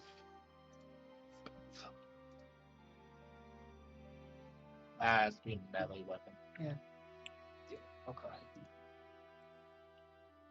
Oh.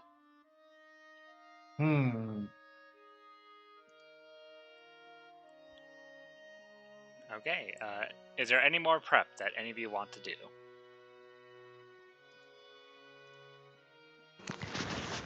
Nay.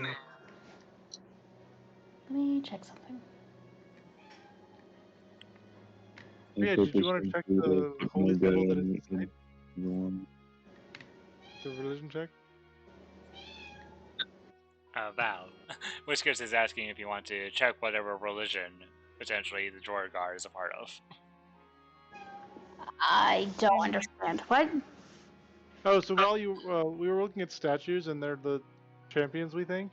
There was a elf with a greatsword, I think. There was Yes. a gnome with magic, and then there was a burger with a mace and a holy symbol. And we didn't know what the holy symbol was. Oh, can I roll for religion? Go ahead. Roll for religion. 19. You would know that this is the religion of Moors, the death god. Cool. Death god. Okay. That sounds reassuring. Yeah. I, These were the heroes. before we get started, would like to cast my spirit guardians so that when Okay. they appear, they immediately get attacked. Hopefully. Okay. You can certainly do that. And you make us friendly, not get burnt to death as nations. Okay. If there's no other preparations, I will ask you all to roll me initiative.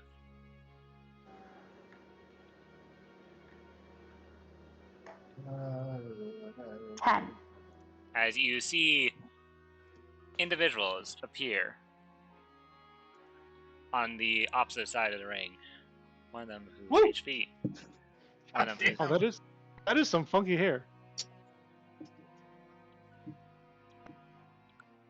I told you. And did I just hear like Akari comment on the middle one? I assume I heard Akari doing something. No, I still got damn because I pulled a nat 1. Oh, okay. Oh, Oh. you should not be At able least to it's see on his HP. initiative. You should not be able to see his HP. Aha, 50 out of 50. No, it isn't. I forgot it's easy, guys. Okay, so you may know his HP.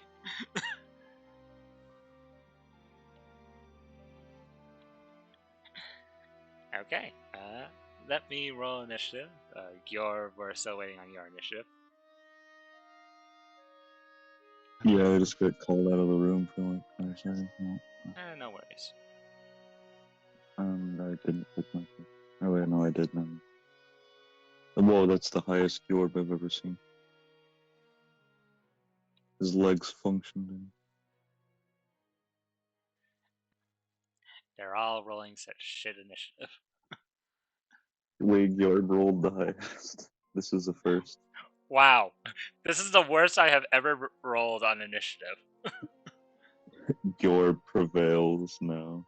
Don't worry, only Akari rolled below the enemies. It's fine by me. At least it's on initiative.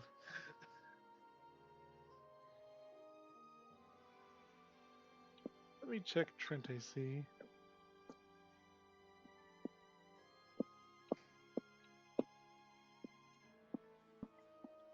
Okay. I will now change to more appropriate music.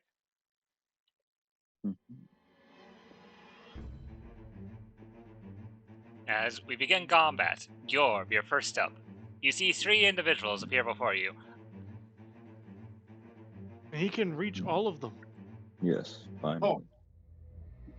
My legs. Which one is the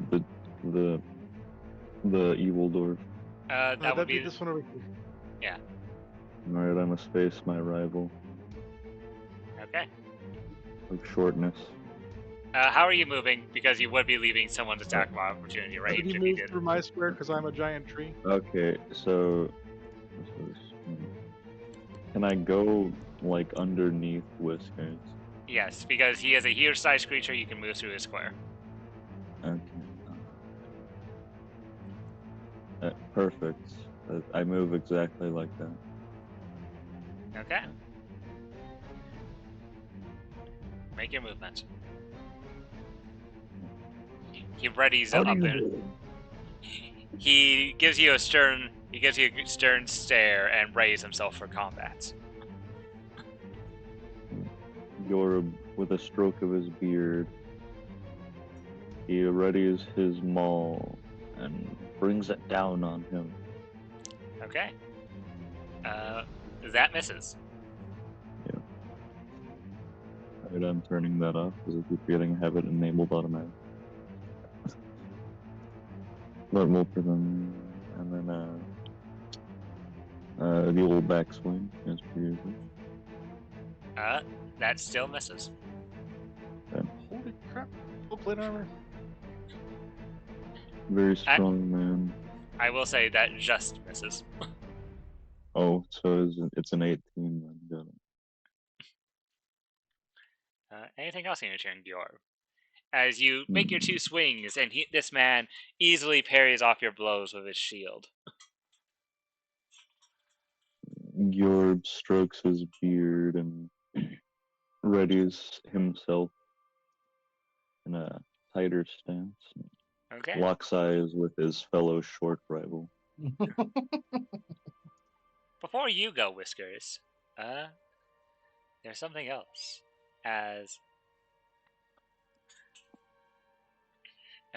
Okay. I knew the party had an assassin. It's gonna be at advantage.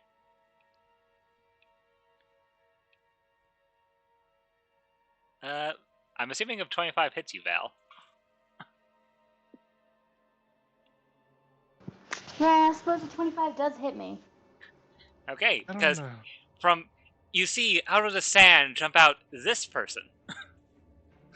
They do take damage, though. Oh, yeah, they take damage because Spirit Guardians.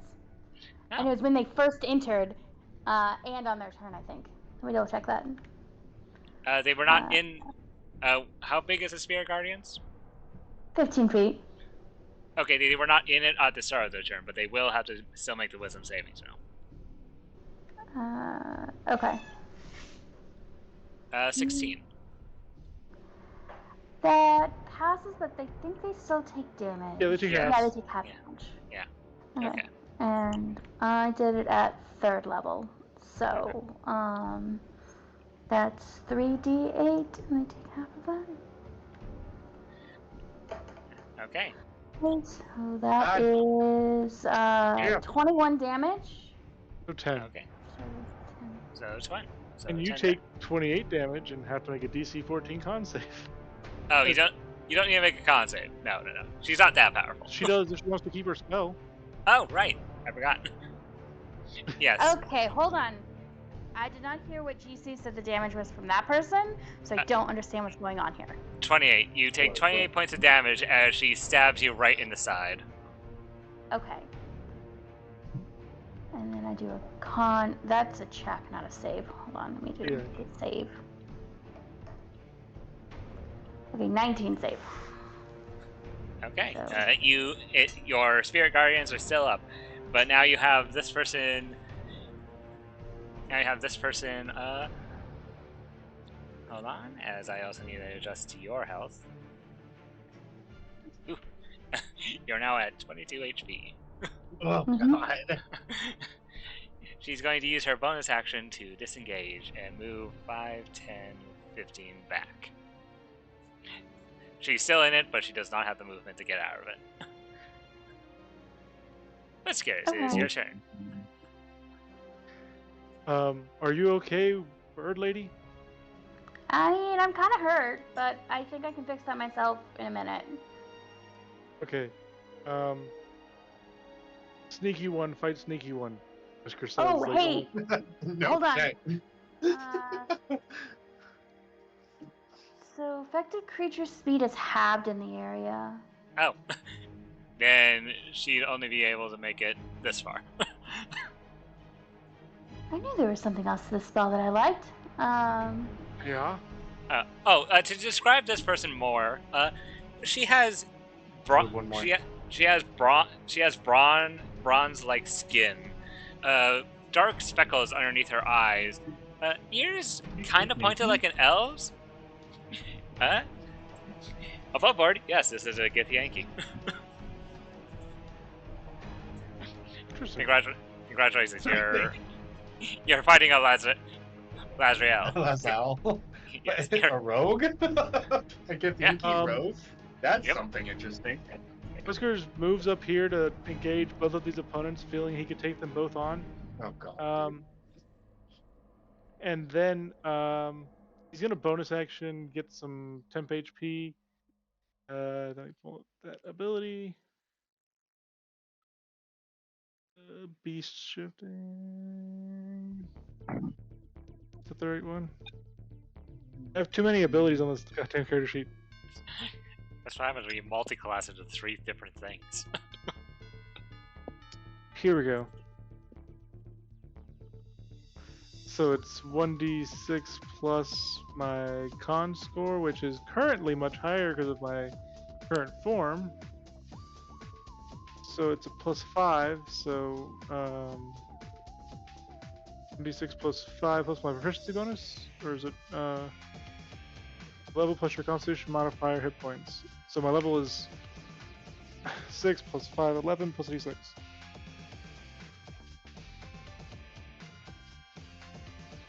Okay, so 12. I get 12 temp HP and +1 AC. And then I'm gonna action start breaking things. Okay, start breaking things.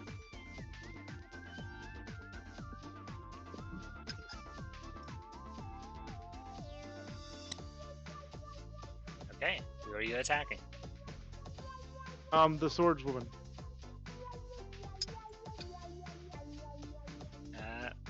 Both attacks on the swordswoman? Yep. Both of those will, in fact, hit. Hold on, as I look at what she can do. 21 and 10? God damn. Huh? I rolled 2 nat 1s and a 2 on the last one, and I rolled a 6, 4, and 5 on the other one. So. Alright.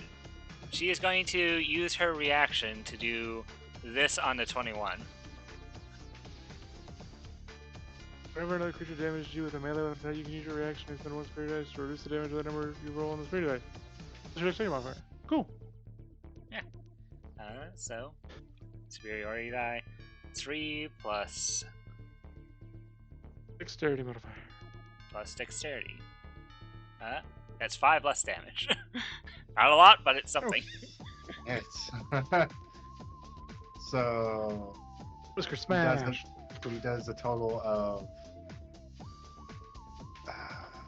26 damage. Yeah. Wait, what was the Okay. dexterity mod? 3 You said plus 3. 2 or 3? It- Okay, so then I would actually do 25 damage. Okay. Okay. You smash twice into this person. She seems to be a well-hardened adventurer, though, and still stands her ground strong, having slightly parried one of your blows, Whiskers. You seem anything- strong. Anything else? So the horn thing is like, I replace an attack with the horn, or is it just a bonus damage thing? You replace an attack. You can replace an attack with your horn attack. Okay, I'm never going to do that. But Essentially- I just wanted to know for a second. If you were a monk, this would stack with monk stuff, I would say. Okay, so it's a natural weapon replacement. Cool. I just like the. Now that I'm huge, does the horn do more damage? Just for theoretical. I'm still going to use my 3d6 slam attack. I'm just curious. No, it does not do more damage. Okay. It's just a d4. It's like a little tiny horn on this giant. And I am my turn. Okay, Val, it is your turn. This bronze-skinned individual is currently looking at you with a slight grin on her face as she's backed away from you.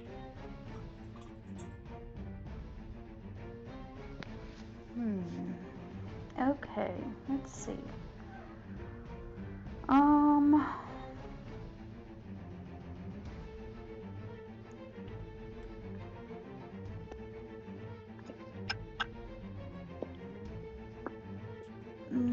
I should probably just heal myself and move away. That's the smart thing to do. Okay. I'm gonna cast Cure Wounds 2nd level on myself. Okay. And what do I get? 10. 8. Oh, wait. Oh, my bad. You only get 8 back, yes. Yeah. Wow, 2 1. And then 5, 10, 15, 20, 25, 30. I can move way back here. Okay. Actually, I might move up like here. Yeah, I'll move there. Because then I get that dude. And my guardians. Because it moves with me. And it's the first time they enter. Come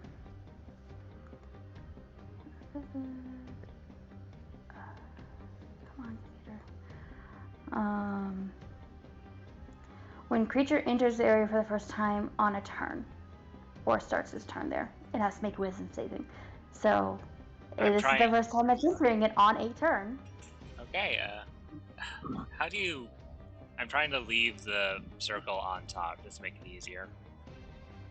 I don't remember. There's a way to do it, though. Yeah, it's you go to the... When you're in the ruler section, there's a thing that says linger. Oh. You have to have that click. It's fading delay instant or linger. Ah, okay. There we go. Okay. Cool. Okay, so... Wait. Both of them will have to do wisdom saving throws, and I get to roll my 3d8 on both of them. Okay. The warrior fails horribly. Not taking that one. The monk gets a 24 and passes. Okay, so warrior gets the 13. So why did I... Yeah, 13, and then the monk can have whatever half of 7 is. And their speed is affected because they're in the area. Oh, it's 4 or 3. Oh, I did that wrong. It should actually be this. That's what their actual HP is. Okay, half 7, that would be 3. Mm-hmm.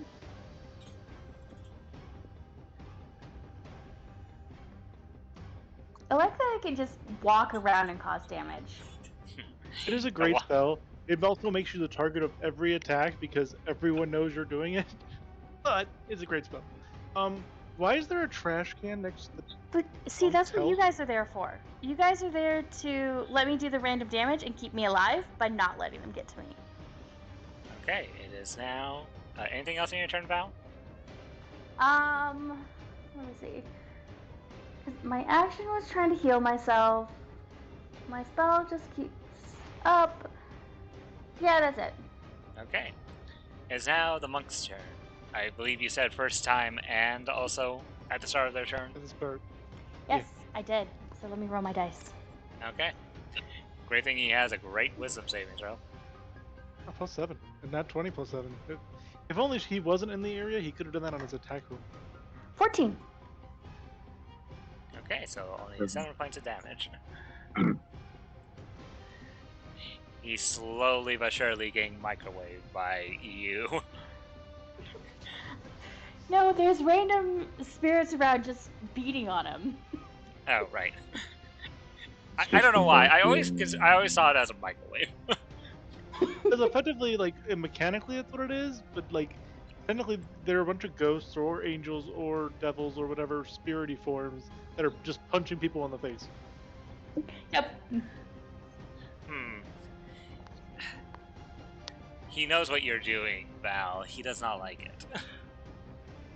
I stuck my tongue out at him.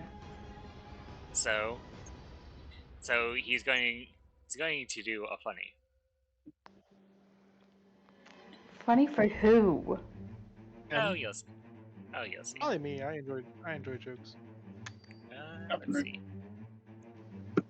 He's going to use his 1 level 4 spell slot to cast this. In a familiar-looking motion to Val, he too will be casting Spirit Guardians.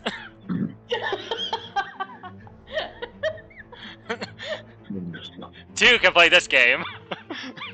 Can I make his little thing? Yes, go ahead. Make his little thing. Okay. Okay, guys, we gotta kill him first. Okay, so Yorb and Val, I'm gonna need you both to make me a Wisdom saving throw. Yeah, I was already on there. Oh, fuck. 9.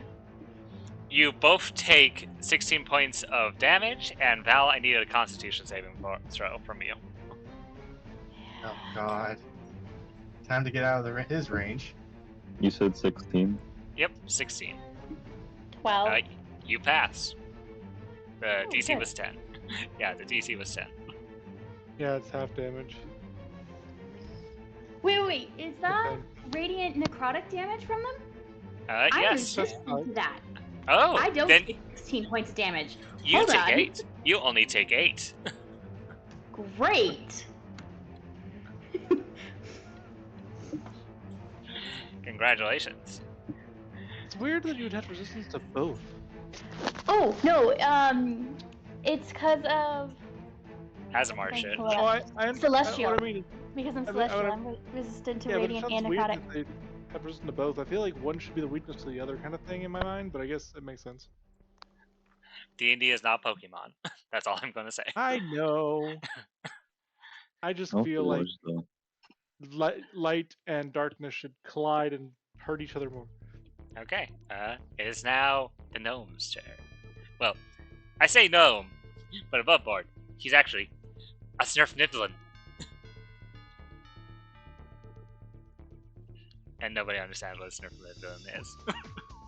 Oh, Mm-mm. DM, is Yes. it necrotic or radiant? Well, it I'm doesn't just really... curious. It's not relevant. I'm just curious for the RP aspect. Is he evil or good? It would be Radiant. He is good. He's a former hero. Somebody, Of course he'd be good. you could be evil and do good things. I've played that character before. Let's see, what is this guy going to do?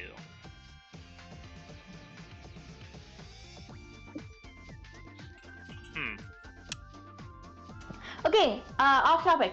My cat came upstairs finally, so she stopped meowing as much. Oh, fun.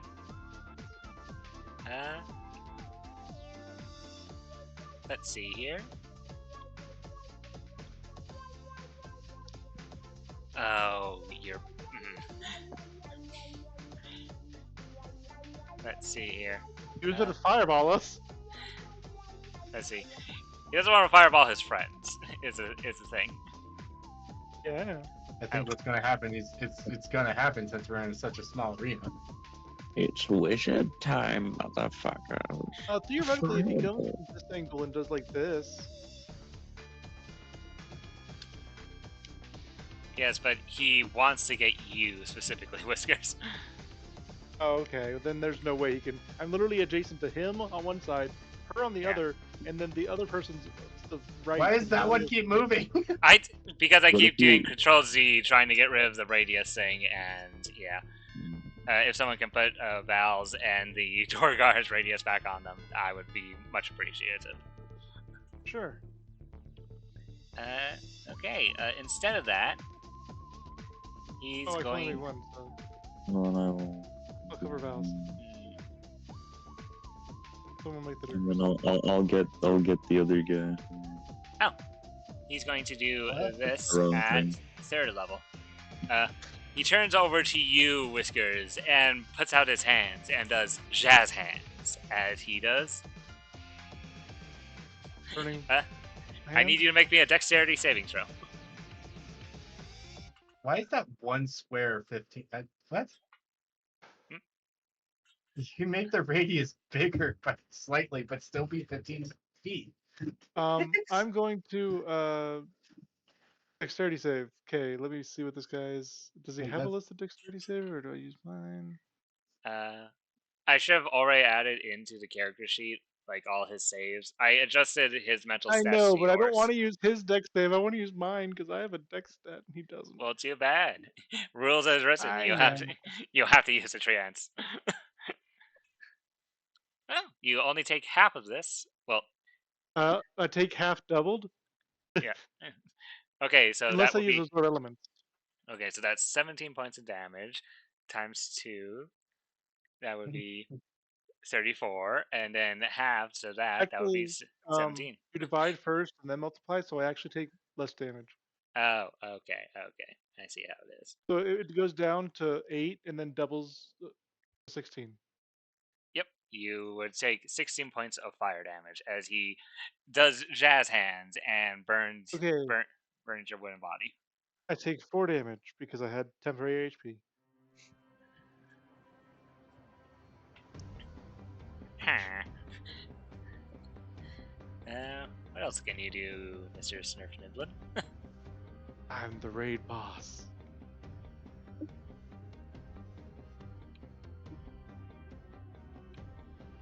why did I make you that one? He is going to. Misty, step away. You can't cast 2 spells, unfortunately. Not true. You know what? He's just gonna stand there. Okay. It is now the warrior's turn. The warrior needs to make a wisdom saving throw because of Val. 20. Roll your 3d6, Val. Hey, whoever made the So 7. 7. sphere, can you make it the regular 15 instead of the 20-foot 15? Okay. Because I don't want to be in it. So there's too many 15s. So You all watch as this warrior.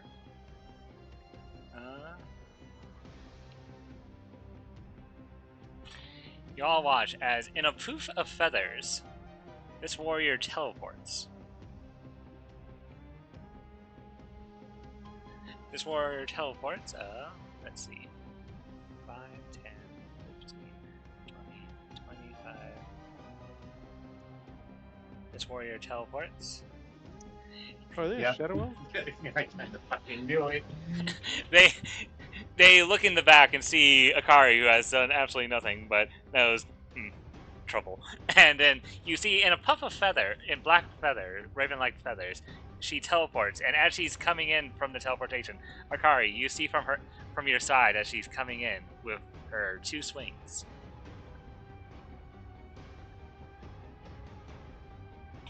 Missing with a 10. And does a 15 hit you? Yeah, by 1. But as a reaction, Yeah, she is. I use telling you to carry. Okay, what does that do? It basically just nullifies damage. You manage to, in more instinctual shock, you duck out of the way of her first swing. Her second swing, you use your... And they also have disadvantage on the attack roll. On their second attack, you manage to parry off her blow with telekinetic might. She stands there looking at you, giving an approving smile as you do so. Let's see.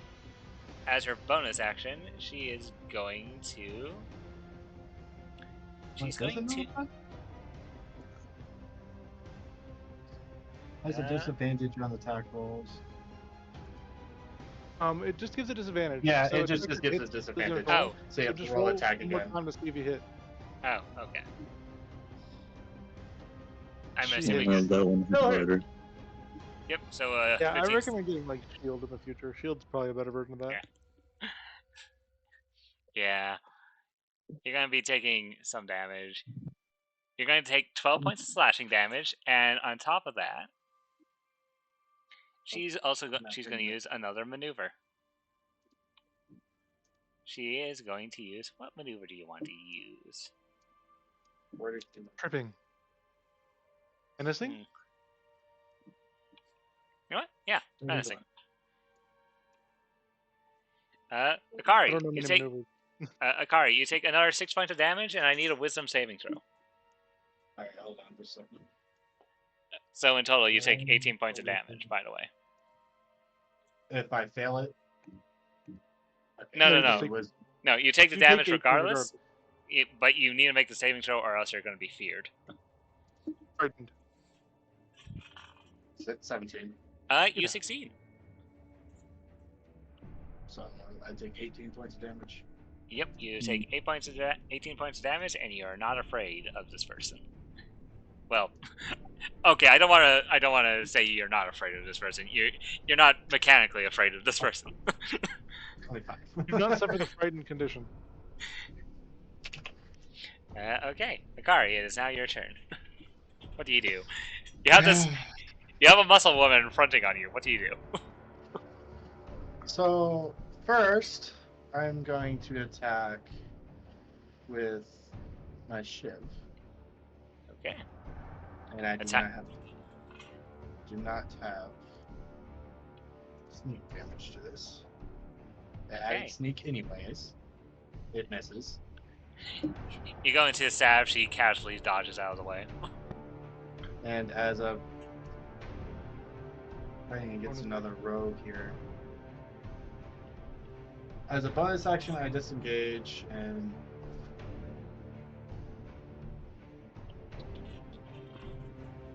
Hide in the radiant aura? Yeah, that's what I'm doing. Here. Okay. She sees you run away and just gives a tisk tisk shake of her head as she looks over at you, Akari. Well, if it hit, I would have left the fucking knife in her, and she would have taken damage every turn. But it missed. Anything else in your turn, Akari? There's absolutely. How dark is it in here? Is it well lit? It is well lit enough. Most of the light is coming from the two braziers on the side. So it's like half darkness, kind of. Yeah. It's not completely lit. Yes. Are you trying to skulker your way into hiding? Yeah, skulker. I'm gonna use skulker and hide. And I need to use my dexterity. No, they have to make a save to actually see me, so. That. Yeah. Okay. Let's... Make a stealth check. Oh wait, you can't. You already used your bonus action to disengage. Never mind. Yep. Okay, Georg, it is your turn. I'm going to need you to make me a... Yep. Yep, make me a wisdom saving throw.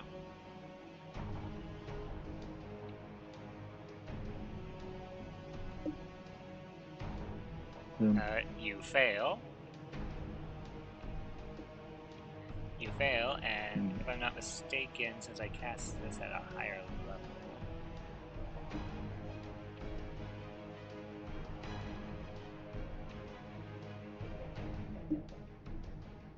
Okay, so it is 48 because he cast it at a higher level, so...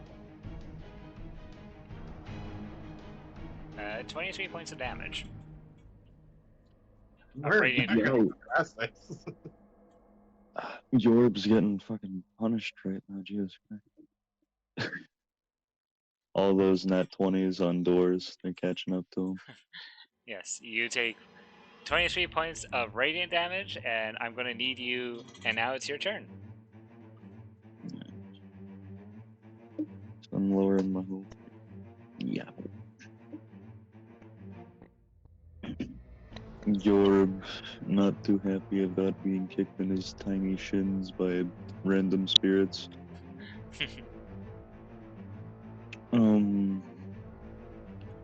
grips his great axe in hand and brings it down on him. That hits. Dealing, 17 points of damage. And he's going to need to make a Constitution saving throw.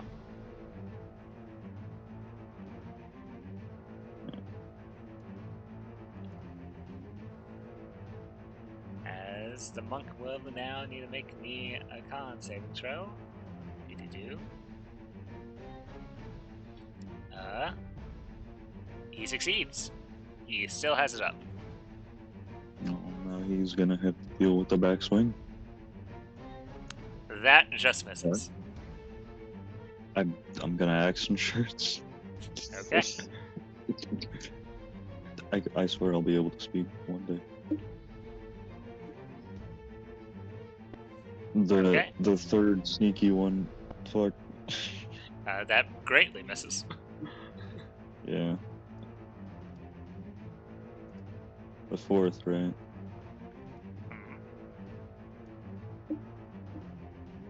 That hits.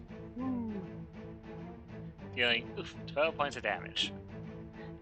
Another con save, he succeeds. It is still up, but he is looking very injured after this onslaught of attacks.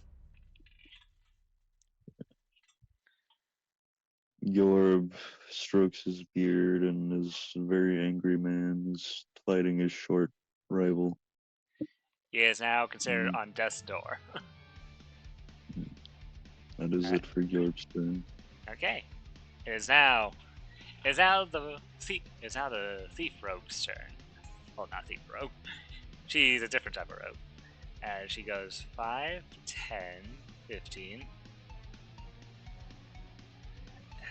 20, 25. She's going to need to make a wisdom saving throw. Roll some 38 damage. Yes. They entered the microwave. Yes. Roll 3d8 for me, Panda. Whatever it is, it'll be halved. 10 damage. 10 damage. Mm-hmm. 20, 25, and then she's gonna walk here. She's after you specifically, Val. I can tell. And that's with her speed halved once you got into the circle? Yes. Yes, but she's also a rogue, so she's gonna... Whatever movement she still needed to use, she would have used her bonus action to dash towards you. Ah, okay. Yes. Yeah, she And- apparently has minimum of 60 feet. Yes, and now here comes the stab.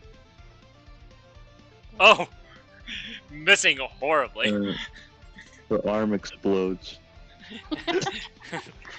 She stabs at you, Val, but you see the stab coming as your angelic beings who are around you just protect you from the stab. Dang. Well, that was her turn. Whiskers, it's your turn. You have this gnome who's just right next to you, currently doing jazz hands in your direction. Oh, this rogue has a... He's gonna have a fun time if I hit. Who do I smash? Or say looking towards the people being microwaved and microwaving people? There's like 2 layers of microwaves over here. Yeah. Not getting an immediate answer. He's just going to smash the one directly next to him, I guess, because he could go for the other ones, but Okay.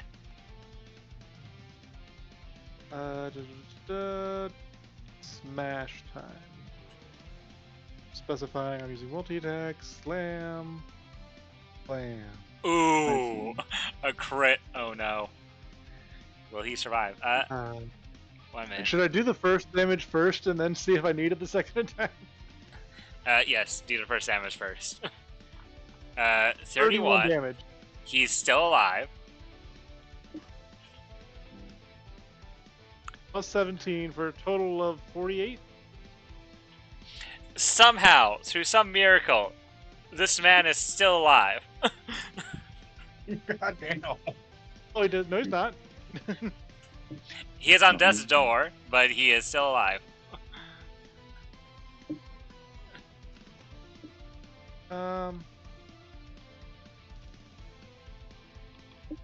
You know what? Apparently playing the Pokemon Black and White low health music too. Ignoring him now that he's pretty much dead and thinks anyone else could handle it with like a random arrow shoot. He's gonna walk 5.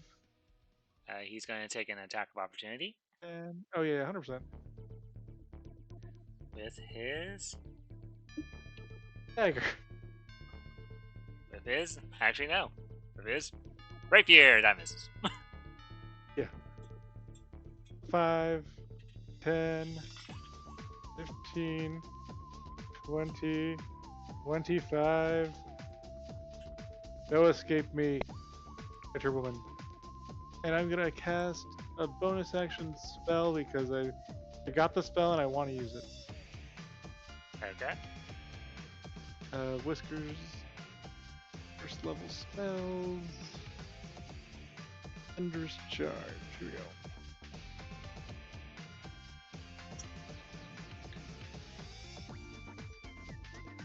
So I can move 10 feet, but I don't need to. Okay. That hits. 16 bludgeoning. Only the 16? Does the Thunderous Shard put anything else on it? You could choose plus either 5. Game. Yeah, plus 5. 21. Okay. I don't want to Okay. shove them into the off the map. As you punch them, you find them standing strong against your punch. Your punch seems to not have as much damage as it did before.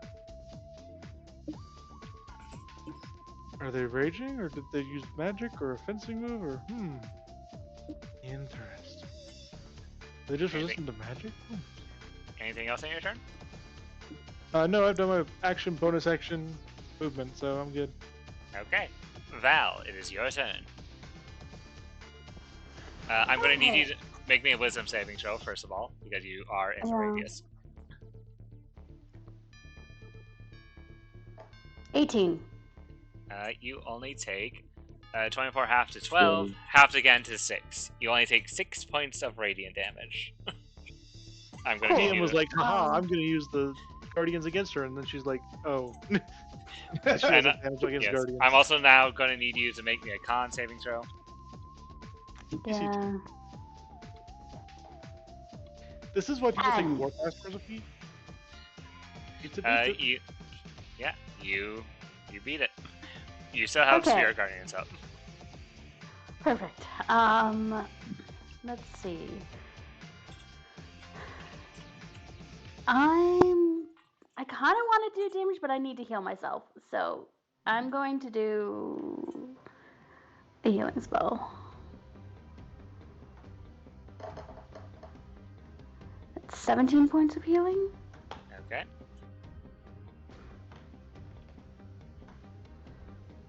Okay, that's slightly better. And that's my action. I don't think I have any other bonus actions I can do, unfortunately. Because healing is a spell. So I can't use spiritual weapon. Damn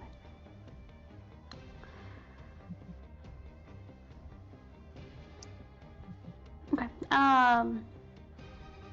Also, Yeah, I have to stay right here so I can keep hitting the other dude. Yeah,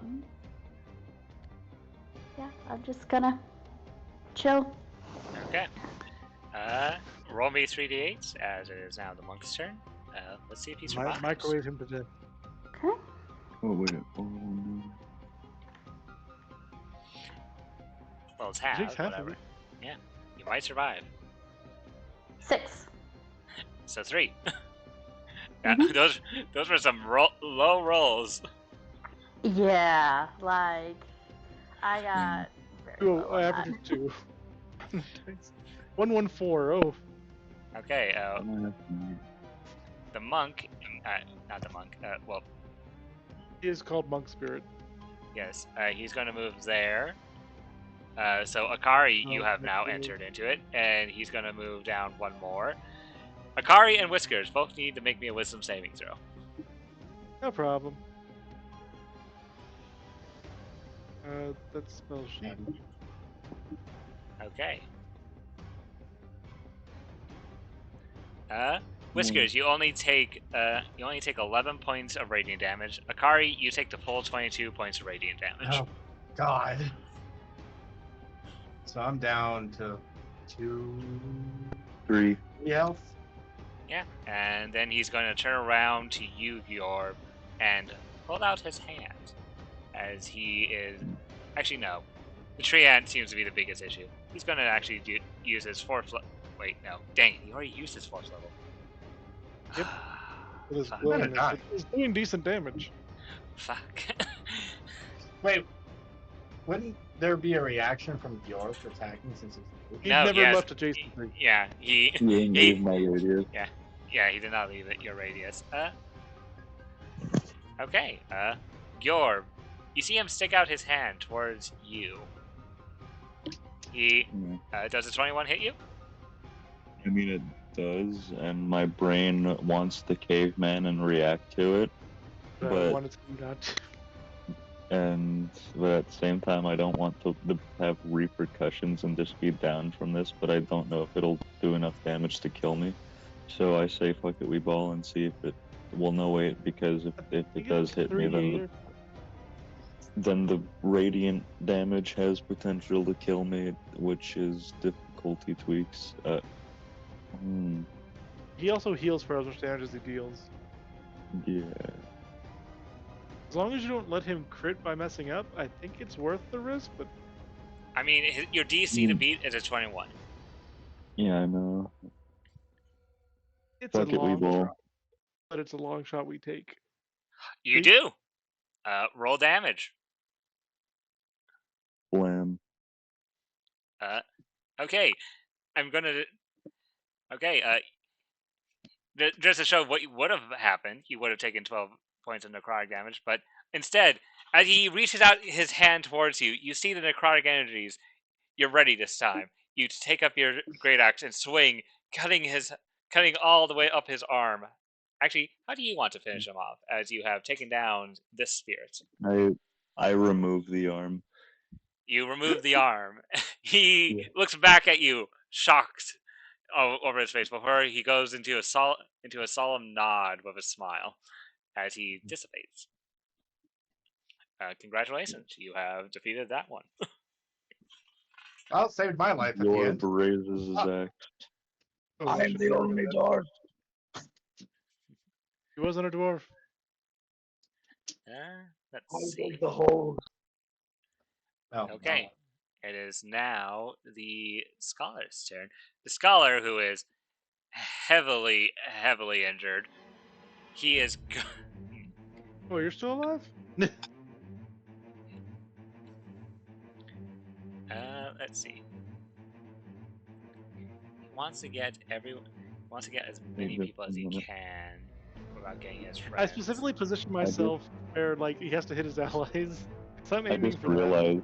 Wait a second. That was a 19 I rolled against him, so it was also a crit. Technically, you did more damage to him, but he was already dead. You know what? It Hits was everybody. 20. You know what? Screw it. He's going to cast Fireball and hit everybody except himself. Okay, so Akari, you're downed. You're probably downed. It depends. Okay, Do you have evasion I could yet? save If my not, life. Something could save my life. Yes. It does work on an attack spells roll. too. Hold on. He has to make an attack roll to see if it hits. No, he doesn't. It's a dexterity save. yeah, this is a Ah. dexterity saving throw.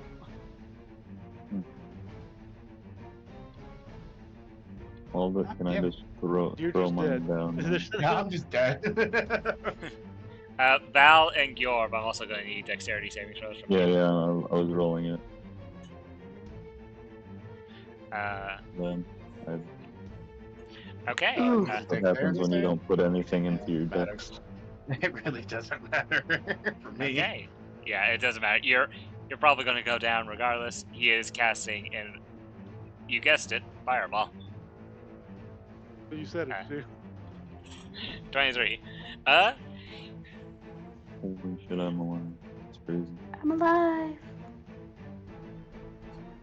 Okay, whoever rolled below a 15, you take 23 points of fire damage. Whoever rolled above a 15 takes half. Everyone but you, DM. Okay, well, I'm alive. okay, you...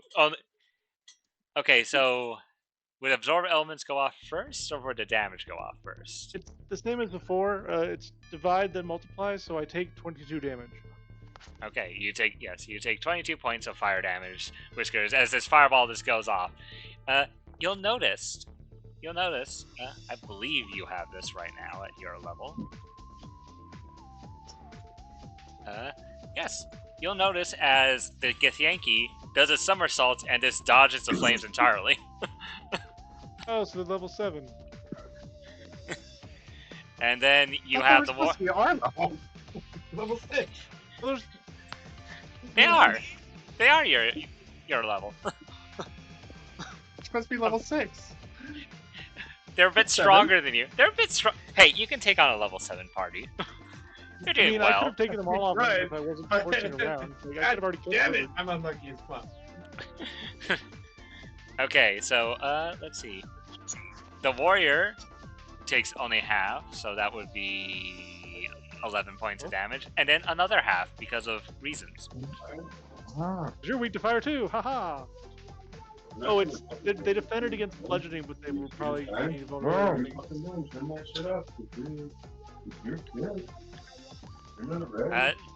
No.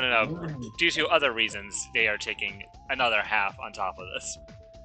And then Okay. Val takes 23 points of fire damage. You are now at 10 Mhm. HP, Val. Yep. Just make her I con know, save, fire damage. Oh, Problem. make a con saving throw. Fuck. It's only a DC, what, 11? Ah, it's a DC 11. You just make your save as you hold your concentration. You rolled a 10 and then an 11 when your saves were 10 and then 11. Mm-hmm. Okay. Bare minimum. It is now, let's see.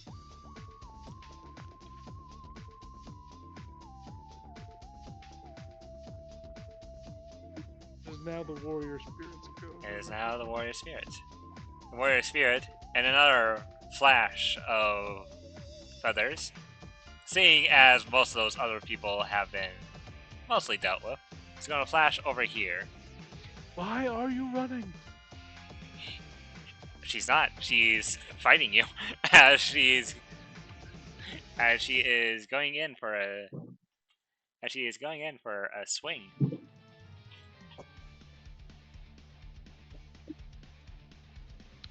Does a 15 hit you? No. Seeing as that didn't work, she's gonna go in with this one with a normal attack. 14? That does not hit. 15 didn't hit me. Well, I was like, why are you asking? She really wants you down, so she's going to use her action surge and swing twice more. That doesn't hit. Dang. Club board, you need a 17. Until you use your reaction and whatnot. Oh no, I have to rage to get the tail. I don't have the tail. Ah. She slashes at you, but seems to not be able to cut through your barky exterior. Akari, I need a death saving throw. Yeah. I love it because, like, if you think about it, my bark's invisible, so it's like the blade is scraping off air near me. Akari, dramatic Akari, that is one success. Okay. I'm sorry, Akari, I don't try to target you in these. Kyorv, it's your turn.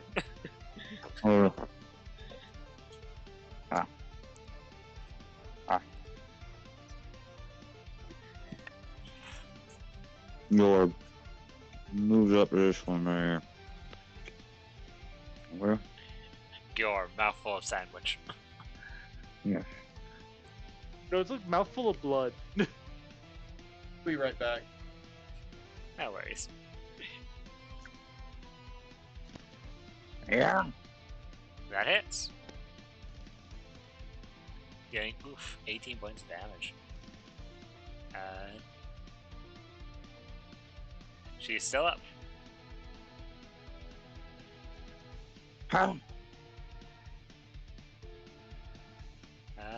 -5, so that would be 18. Yes, that would hit, but she's Nope. going to use. She's going to definitely use her uncanny dodge to have this damage. Okay, So that would 9. yes, only 9 points of damage, as you see her slightly dodge out of the way of your blow, but still taking a lot of damage. She is at death's door, basically. Anything else, Gorb? That's all York can do except move slightly to the left or right. Okay. Slide Is now- to the left. It's now her turn. She needs to make a wisdom saving throw. Can Val finish her off before she stabs Val in the face again? Oh, maybe. Roll me 3d8, Val. Come on, dice, be nice. 13? How do your spirits finish off the thief? They all hit her at once in multiple different spots and just pummel her. She gets pummeled into paste. I'm just gonna see if I can find a GIF real quick and put it in general. It would have been her turn, but now she's dead. Whiskers, it's your turn. In my opinion, there's no better gift than Abakio and everybody kicking the one guy on the ground. That's actually a JoJo thing. Yeah, that's what I'm thinking of too. Here we go. In Discord general. Oh no, that's Yeah. I just did the GC. Whoops. Whatever. Back to combat. Seeing that everything. Oh, did Val move any? Oh, it's not Val's turn. It's my turn. Okay. No. was That like- was it was the thief's turn. I'm gonna just make sure this person dies. I'm gonna cast Hoarfrost. Okay. Oh, what is Hoarfrost? So ice envelops his fists as he goes to make his slam attacks. Okay.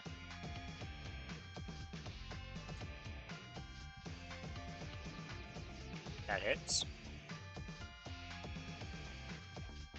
Okay, so it does this much damage. Okay, so it only does 10 points of damage. And it does this much cold damage.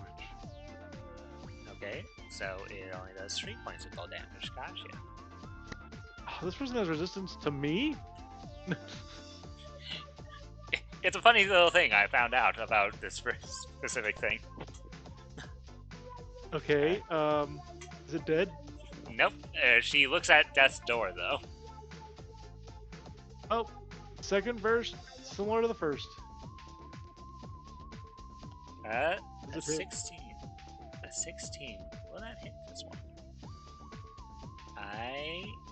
It just hits. Hiya! Or Alright. 9 points of damage after the having. Okay, 9 points of damage, and then she's also gonna parry, so d8 plus 3. 2 plus 5, 3. so it takes 4. 4 points of damage. She is barely up, but she's up. As you go in for this last punch, and she managed to block most of the damage to her. I She can is- get around you too. As he just slowly walks around her. You And see then her, teleporting. despite the fact that she is profusely bleeding, blood coming out of her mouth, she is just looking at you with a smile. A wicked smile. Finish her, Val.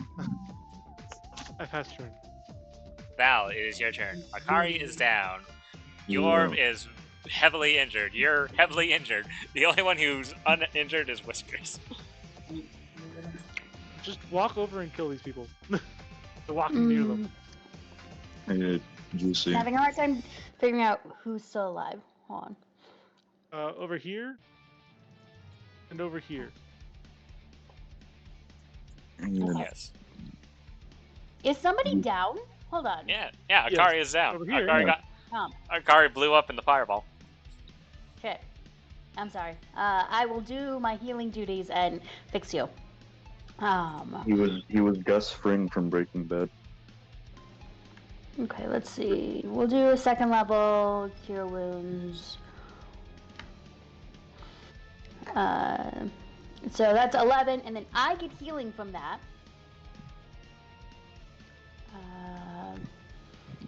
I Yeah, get. healing. When you cast a spell, first level or higher, blah blah blah blah blah, you gain HP 2 plus the spell's level. So I gain 4. Okay.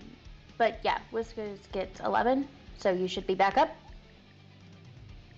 Wait, Whiskers? You mean Akari?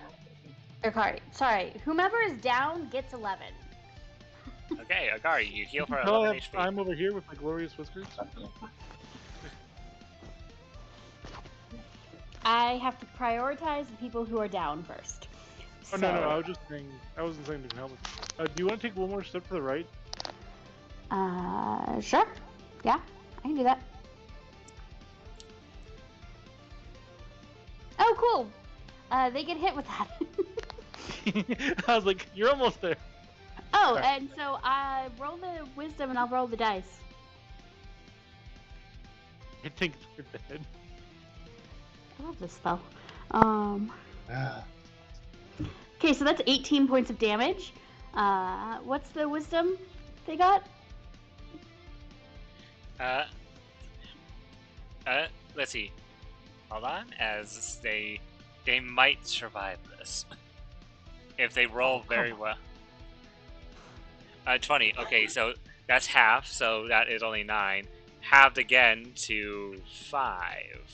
Or is it 4? They have resistance to radiant? No, it's 4. It's 4 damage. That is just enough. How do you want to finish her? Also gets pummeled to death. She dies smiling.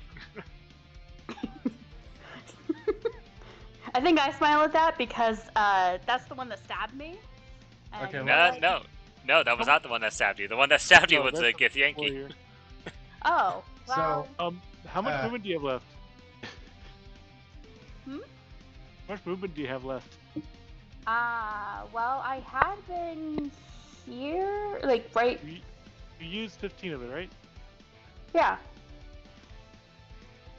That's 5, 10, 15? Okay, another wisdom saving throw.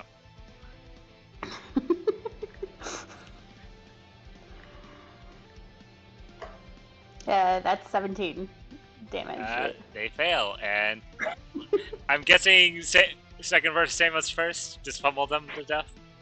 Yes, that is going to be my go-to when people die, specifically from the Spirit Guardians. Okay. Also, Akari, if you're here, you regained 11 HP because Val was nice and healed you. damn it, I didn't get to use what I wanted to. I live. You can fight the next boss right now without healing or resting, and No. use the thing you want to Okay. use. No. I As am using the power Darling gave me. I am saying no. We are going to go rest, and we can party safely.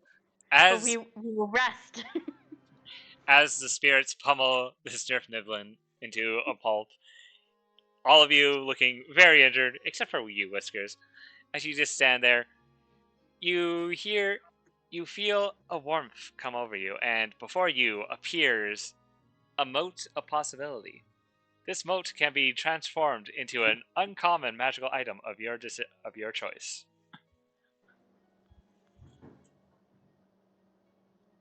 There are some fun ones. So you want to know if I didn't get hit by the goddamn fireball, what I've done to the rogue? Fucking hell. I'm currently enjoying Trent form because even though I pretty much only took damage from fire sources, I still was up. I enjoy it. Eh.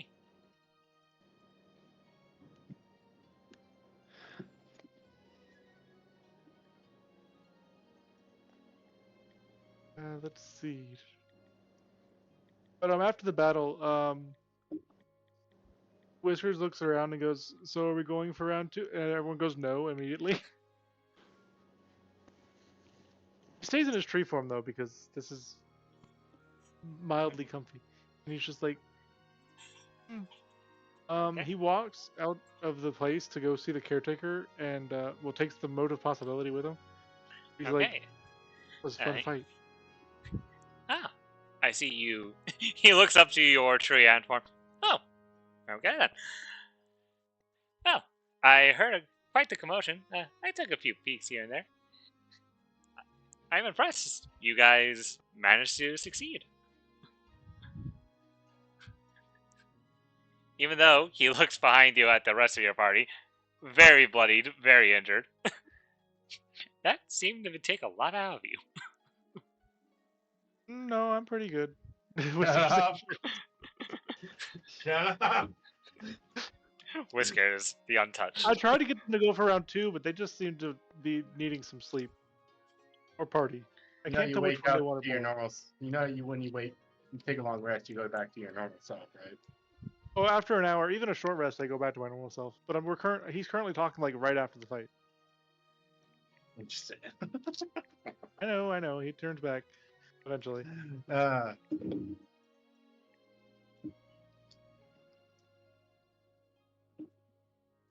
Freaking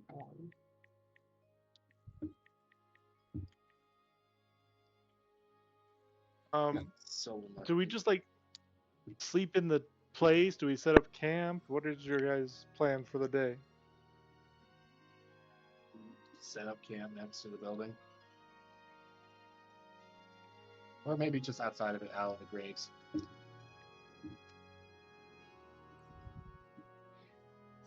It's up to you where you want to take your long rest. But if you are taking a long rest, I actually don't know if you're taking long or short.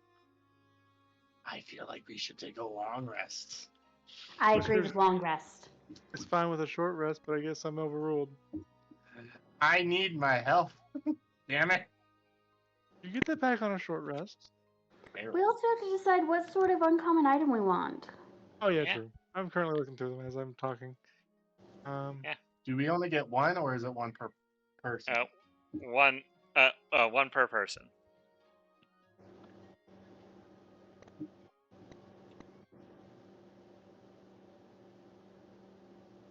Ooh. See, I see an item called the found an Mummy Rot uncom- Antidote. I want an item that just gives me Mummy Rot.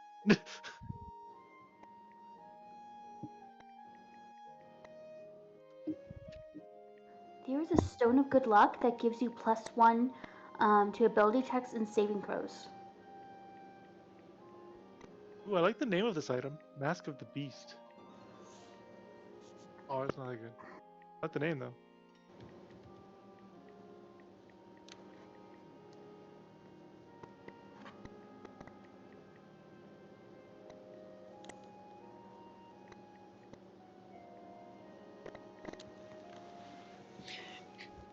And Akari, if you so choose, you can get that headband of intellect that you so desperately need. I could. What was it called again? Headband of Intellect. Headband of Intellect. It is an uncommon magical item. Attuning to this weapon, to this item, gives you a 19 intelligence.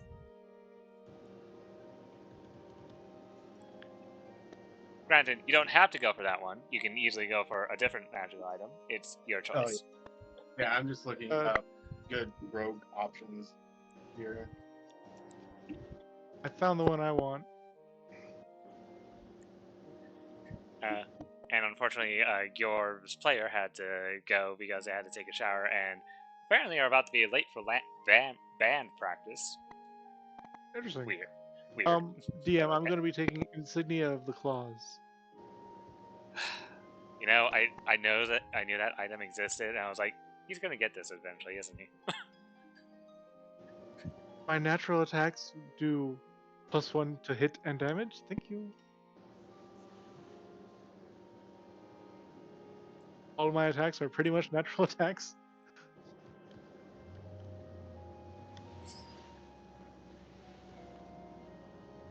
Okay. assume you're all either resting on the outskirts of the temple or in the temple itself. Whiskers is probably like sleeping in the temple, like ready to fight, and probably will be like they've probably forced him not to sleep in the middle of it, but he's probably sleeping on the side or somewhere. The gloves of fever gives a +5 to dexterity. Only to sleight of hand checks, though. Yeah, I think so. You said +5 to dexterity. I'm like, checks. The word checks has to be Yeah. there. Yeah. Yeah, I'm looking. Yeah. I am going to roll something, just so that I can test this new item. Okay. Okay. So, it says the saving throws. Let me just add a +1 to all my attacks. Did that add a +1 to it? It did not. Okay, I'm gonna have to remember to do that. I will also have to do that because I realized that if I'd have to go into every single one of these fucking wild shape forms and put +1 to their attack and damage stats. Damn. I'm just gonna skip it and just remember. If I miss by 1, remember someone remind me. Oh, I had to attune it. Okay, that's why it didn't work. Now that it's Ooh, I can get attuned, a it bag of works. holding. A bag of holding. Yeah. That is a very good one that anyone should take, but I won't because I want the insignia of claws.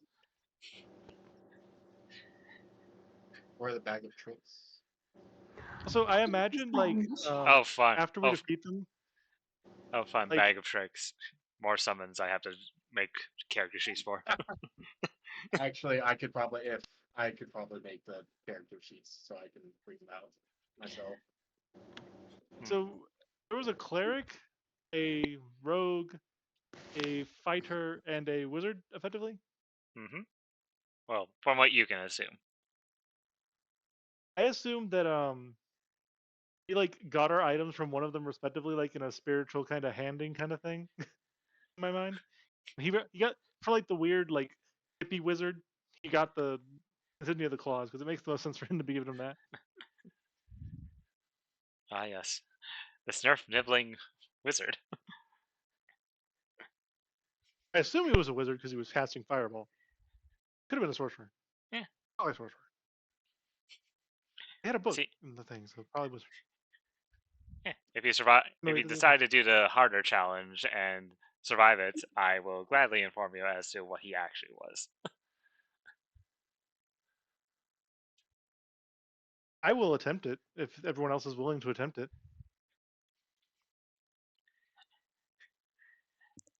I will say we only have roughly 40 minutes before end of session, and one of the players is gone. We could end session early then. I will also point out that if we do end session early, I want you all to know that next week Oleg can't Oleg, make it? Oleg knows about this already, I think. Essentially, next week I'm planning a move recently, so next week it's kind of up in the air if I'm actually going to be able to run any sessions. So this might be the last one for a bit, and not for a long time, not forever. How dare you? Just for next week, there probably won't be a session. Is all I'm telling you all. He'll probably let us know for sure later in the week. Yeah, I'll let everyone know later in the week because I don't know if I'm going to be immediately moving right away. I'm definitely planning on moving soon. So. Yeah. But I totally think we could take it in 30 minutes if I just didn't goof off like I did in this fight. I left the wizard with like 10 health, and I was like, I could hit you again this turn, but no, I'm gonna leave you alone.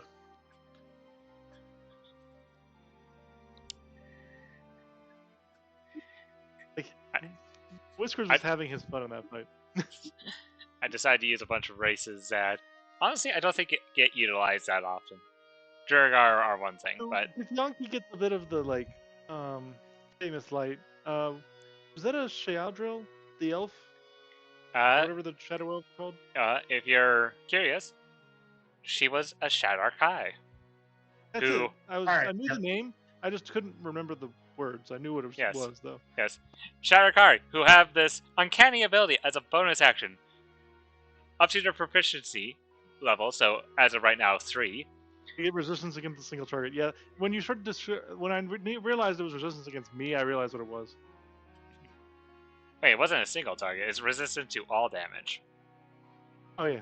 It's a bonus step resistance damage. Yeah. Yeah. But I also just remembered because I played a campaign with one of those people. Yeah, I saw that ability. I was just in the in one of the servers I'm in that I play D&D games in. I've seen people with this thing called Blessing of the Raven Queen. I was like, oh, is that like a cleric thing? Because every single time it was a cleric who used it. I was just like, is that some type of channel divinity I'm not aware of? No, It it's should be just it's if just anything, it'd be a warlock thing. it's just a race ability of a Shadowkai, and I'm just like, that is a very busted race ability. So, do you guys have any ideas on your items? Well, Yeah. I'm rolling fucking poorly as hell, so up intellect is go to. Okay, you now have a headband. Yeah. You can flavor how the headband intellect looks for you. You can attune to it, and I believe that's your last attunement slot used up. Yep. I've used And- up my second. My intelligence to 19. Actually, does Yep. this require attunement? Let me try. Yep. No, it does not. No. Mine doesn't. His does. I have a deception and persuasion of 8. Religion of 7. No, that's wrong. 4. So let me check a different item, Uh, and then just a Fox for you. Just to make it a bit faster for you, you could just go to your int, change it to 19, and that then should just automatically. manually change it. Yeah. Yeah. Yeah, I And already then- did that. That's how I yeah. did it. I just Yeah. changed the number to 19. Yeah. If you did that, then it should also change everything else on your sheet for you. Oh, yeah. So. Alright, so we're taking a long rest. I think that was the plan. Yeah. While we're like resting there though, Whiskers is gonna talk to the dude who watches the place and go, so do you like live here in like a room somewhere, or do you just come here and take care of it every so often? Yeah. I live in the temple. They're just like, I live in the temple. I mostly this. It's not the most comfortable sleep, but my family's been in this generation for years, so I just sleep in like one of the corners of the room next to one of the statues. Yeah, I see you're covered in bandages. Do you happen to have any extra ones? Yeah. Well, he looks down at his These bandages are kind of a part of me. I can't exactly just give you spares, unfortunately. Oh, I just mean- wondered if you happen to have any. I mean, we do have some forms of cloth and linen to help bandage up wounds if anyone's severe enough. If the person hadn't already noticed, like Wizard will like go back to his normal form and go, it's not exactly a wound so much as his skin condition, maybe would be the term for it. I noticed. He says, looking at you. To be honest, in the Hollows, you kind of just get used to a lot of these things these things, motions to you and emotions to himself. We're not exactly regular things to be seeing, but I can understand. Not many people would want to be looking at. He looks you up and down, muscle. True enough. Has anyone ever passed both trials before? Both trials? I know some have passed the first trial. The second trial, only very few have actually managed to pass it. Did you peek on those Oh fights? dear. I did. Let's just say, if the easier challenge gave you that much trouble, He says, looking at the rest of your party. The harder one's probably going to be even more challenging. It might even He looks give you at a the bit of a untouched challenge. Whiskers. It might even give you a challenge. He says, looking at Whiskers. That sounds fun.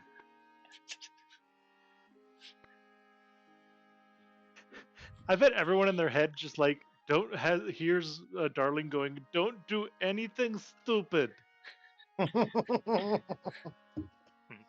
Oh, also, I forgot. Is that Whiskers? Also, I forgot to point this out. If you manage to fall in this combat, you should just know that no worries, you won't die. Specifically. Oh, well, that's less fun. Is there any permanent inflictions? You get cursed. I'll lose on purpose. I mean, if they have the, I believe one of them has the power to bestow curses on people. If he does that, well, hope it's one of the nicer curses. Ooh. So I wanted to ask.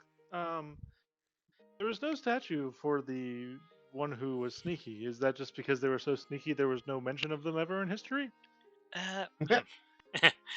No, well, no, there was mention of her. She actively said, honestly, funnily enough, for this challenge, she specified in her last will and testament to not have a statue made of her because A, it would look gaudy as heck, and she did not want to have something gaudy as heck representing her, and B, she wanted a bit of a surprise, though I guess I kind of spoiled it by saying 4 people you'd be fighting 4 combatants, but I don't think any of you suspected her to come out of the sand regardless. Oh, I didn't even see her come out of the sand. I just saw her fighting the people out later on. Yes. A strange bunch today were the Druhagar and the Snivnivlin, the one that was casting spells and the Holy Man. Those 2 came from the Underrealm and for some reason or another were traveling along with that Shadar Kai individual, the elven lady. They seemed to respect her greatly. She was very powerful. She was actually the one who felled the final sandworm. Along the way, they picked... Drugar, Shadar-kai, and bless you. Yeah. He gives a slight chuckle. Yes, their race's name has always been a complicated thing. The last one is known... They're a rare race. They're a strange race. They're very rare to see in Adventus. They claim to be from the stars, but no one's really gone up there, he says, pointing to the still eternal black sky. No one's really gone up there to really solidify their claims, but the few Githyanki that we have gotten in our years state they're from the stars, and she did too. She said she apparently crash-landed here somewhere. Apparently the wreckage of her quote-unquote ship, I suppose, is somewhere in the hollows, buried under the sands. You wouldn't happen to know where it would be, say, on this map. Unfortunately, no one knows where it is. She was quite secretive, that one. It'd be cool to see something that could fly through the sky. If you believe the stories. But, regardless, she joined them quite later in their adventures, apparently. She constantly got into many, many problems along with the party, but they were close, like a family almost. And they were quite the force to be reckoned with. I mean, it takes a lot to kill a sandworm. So, I don't know, I've never seen one. I know the next item I'm aiming for. What is it? Room of Flying. Oh god. Room of Flying is an item for sure. Yeah, I could have chose that one too. I could have. There's a problem with Broom of Flying, but yes, it's a great item. I could use. Well, the reason why that would be my next item I'm aiming to get is because I could still use steady aim and still be able to move. I think you have to move with the broom. Yeah, I would have to get the broom first, and then. No, like, what if you would? Do you mean you just float in the air at one point and steady aim? Because you can't use the broom to move and still steady aim. That's the What movement. you do is be on the broom. When you're on the broom, you can use steady aim on it. You technically aren't moving. The broom also has 50 feet. I know that works for mounts. I'm not 100% sure that works for the broom. Because I know what strategy you're trying to use, but I think that's specifically for mounts. It hovers with. Actually, it's effectively a mount. If you make it consistent with all other rulings in the game, which to say requires using your movement on your turn, then yeah, you can use steady aim while having Yeah, theoretically. you to traverse space. Yeah. Just be careful going up. GC has learned that lesson. Yes. Though, okay, I actually heard apparently this is only one DM has ever ruled this ruling, but apparently if you have a fly speed and if you're knocked prone, you don't take the full falling damage. If you still have flight speed, if you fall like your flight speed, like if you only have a flight speed of 30 and only fall 30 feet, apparently you take no damage. Interesting. Yeah, what I'm going to do is I'm Granted- just going to hover with it. Yeah. Granted, this was only one DM who has ever ruled it that way, but he also said that apparently that's raw, so I actually don't know. Oh, here's the funny part. Technically, if you knocked Akari prone, he would fall off the broom, and he has 0 fly speed.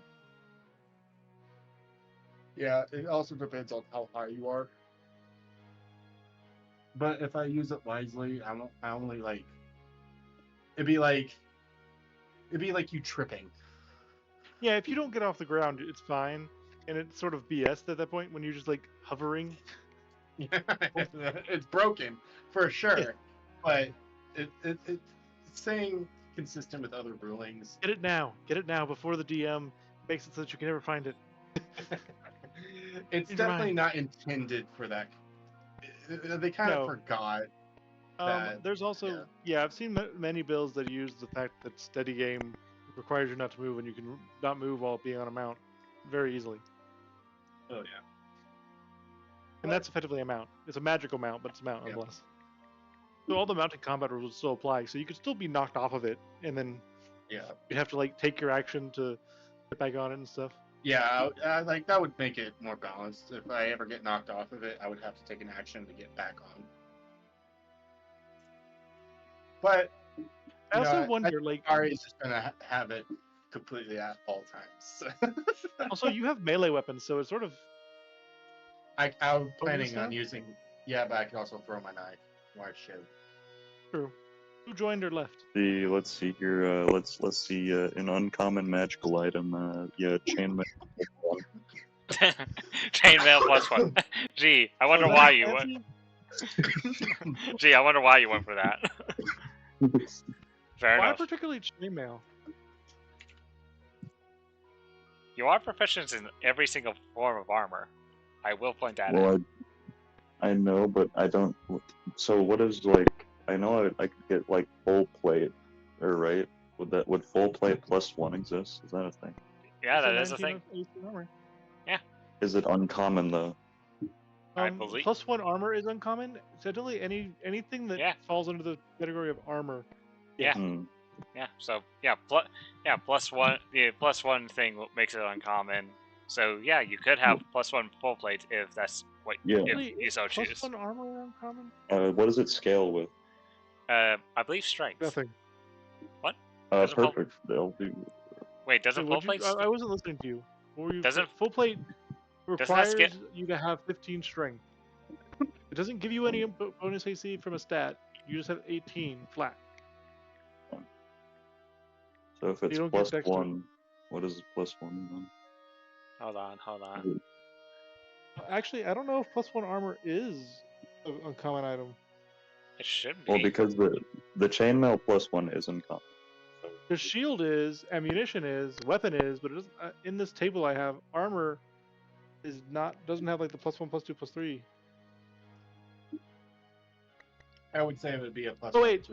here we go. It's in rare. So, oh yeah, it starts off rare, very rare, legendary. Oh. Hmm. Then never mind. So You rare cannot. armor can't be +1. Unless Okay, it's so rare. What is is chainmail uncommon or no?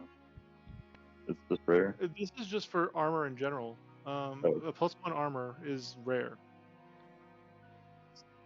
Alright, then I guess I'm just getting full plate. Do you want Yes, adamantine full plate? That's Wait, an uncommon. what's that? So adamantine armor means that you can never be crit. basically. Well, Yeah. well, gee, I guess I'll take that. Okay. Your now has full plate adamantine armor. Alternatively, I think there's mithril as well at uncommon, which does a different effect. Mithril, all Mithril really does, I believe, since it's lighter, you don't have disadvantage on like stealth stuff. You don't have disadvantage on stealth, and you don't need to have a strength modifier, but you have the strength modifier, so it's sort of pointless for you. So yeah, Yeah. I'd say adamantine is the better of the two. Yeah. Yeah. I'll take. So- I heard I'll never be crit. I'm already sold. I didn't Well, know if you you'll- were like, oh, I guess I'll take that effect. I didn't know you were excited about it from your voice. You'll still get hit by the crit, but you won't take the extra crit damage. That's how that works, essentially. So. Yeah, I didn't mean you wouldn't get hit by 20s. That would just be a stupid armor. I know, but I mean I obviously know what you meant, but I just like I know. like, Let's just see- never getting the extra damage. So I'll still take that. Okay. Black adamantine armor has been added to your inventory. Is now something you can add to your inventory, Gyorb. You now have an AC of.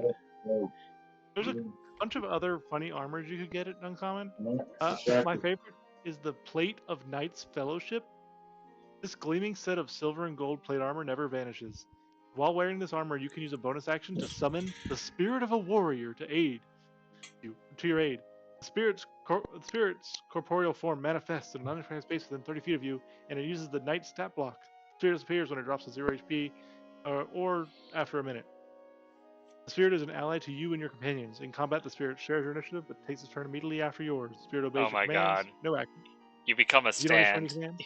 You become a Spirit stand takes the user. dodge action.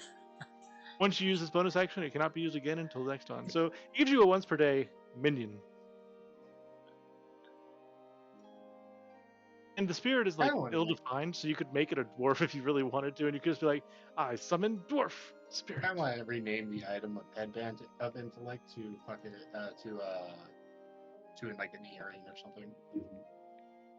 No, he just gets a mask of intellect, and it's just his mask, but magical.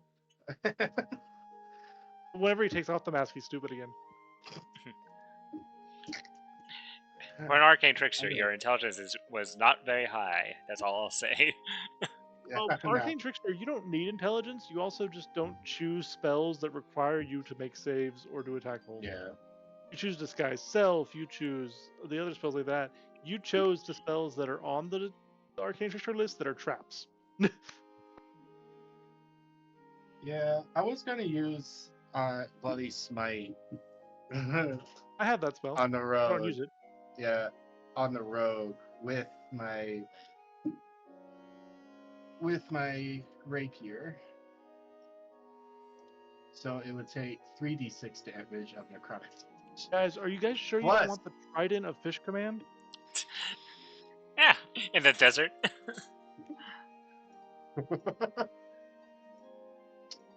And plus, it would take 1d6 damage every turn. Until they save, then it instantly stops it, or are they healed by any means whatsoever? Or I could just use it on my shiv, and they would have to take 1d4 and 1d6 damage every turn. What does a Pearl of Power do again? I forget. It stores a third level spell slot.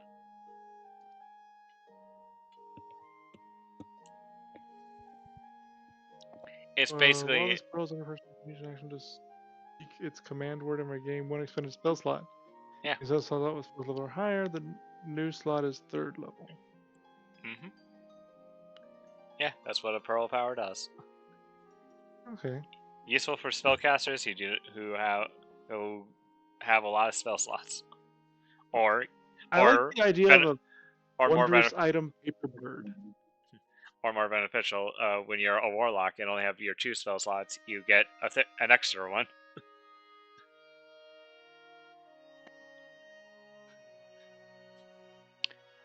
You know what? I'm curious. What are Whiskers? What are Whiskers is warlock spells? Okay, so Whisker's Warlock spells is one I used today, which is the Thunderous Charge.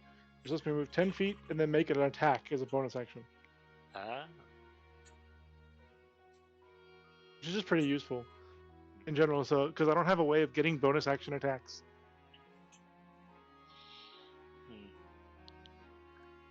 Also, my other one is Hex, in case we're fighting like a big bad. Yeah. So, I will end session there for today because well, it is almost time, and I don't believe you guys can finish off this extra challenge before time ends. I could.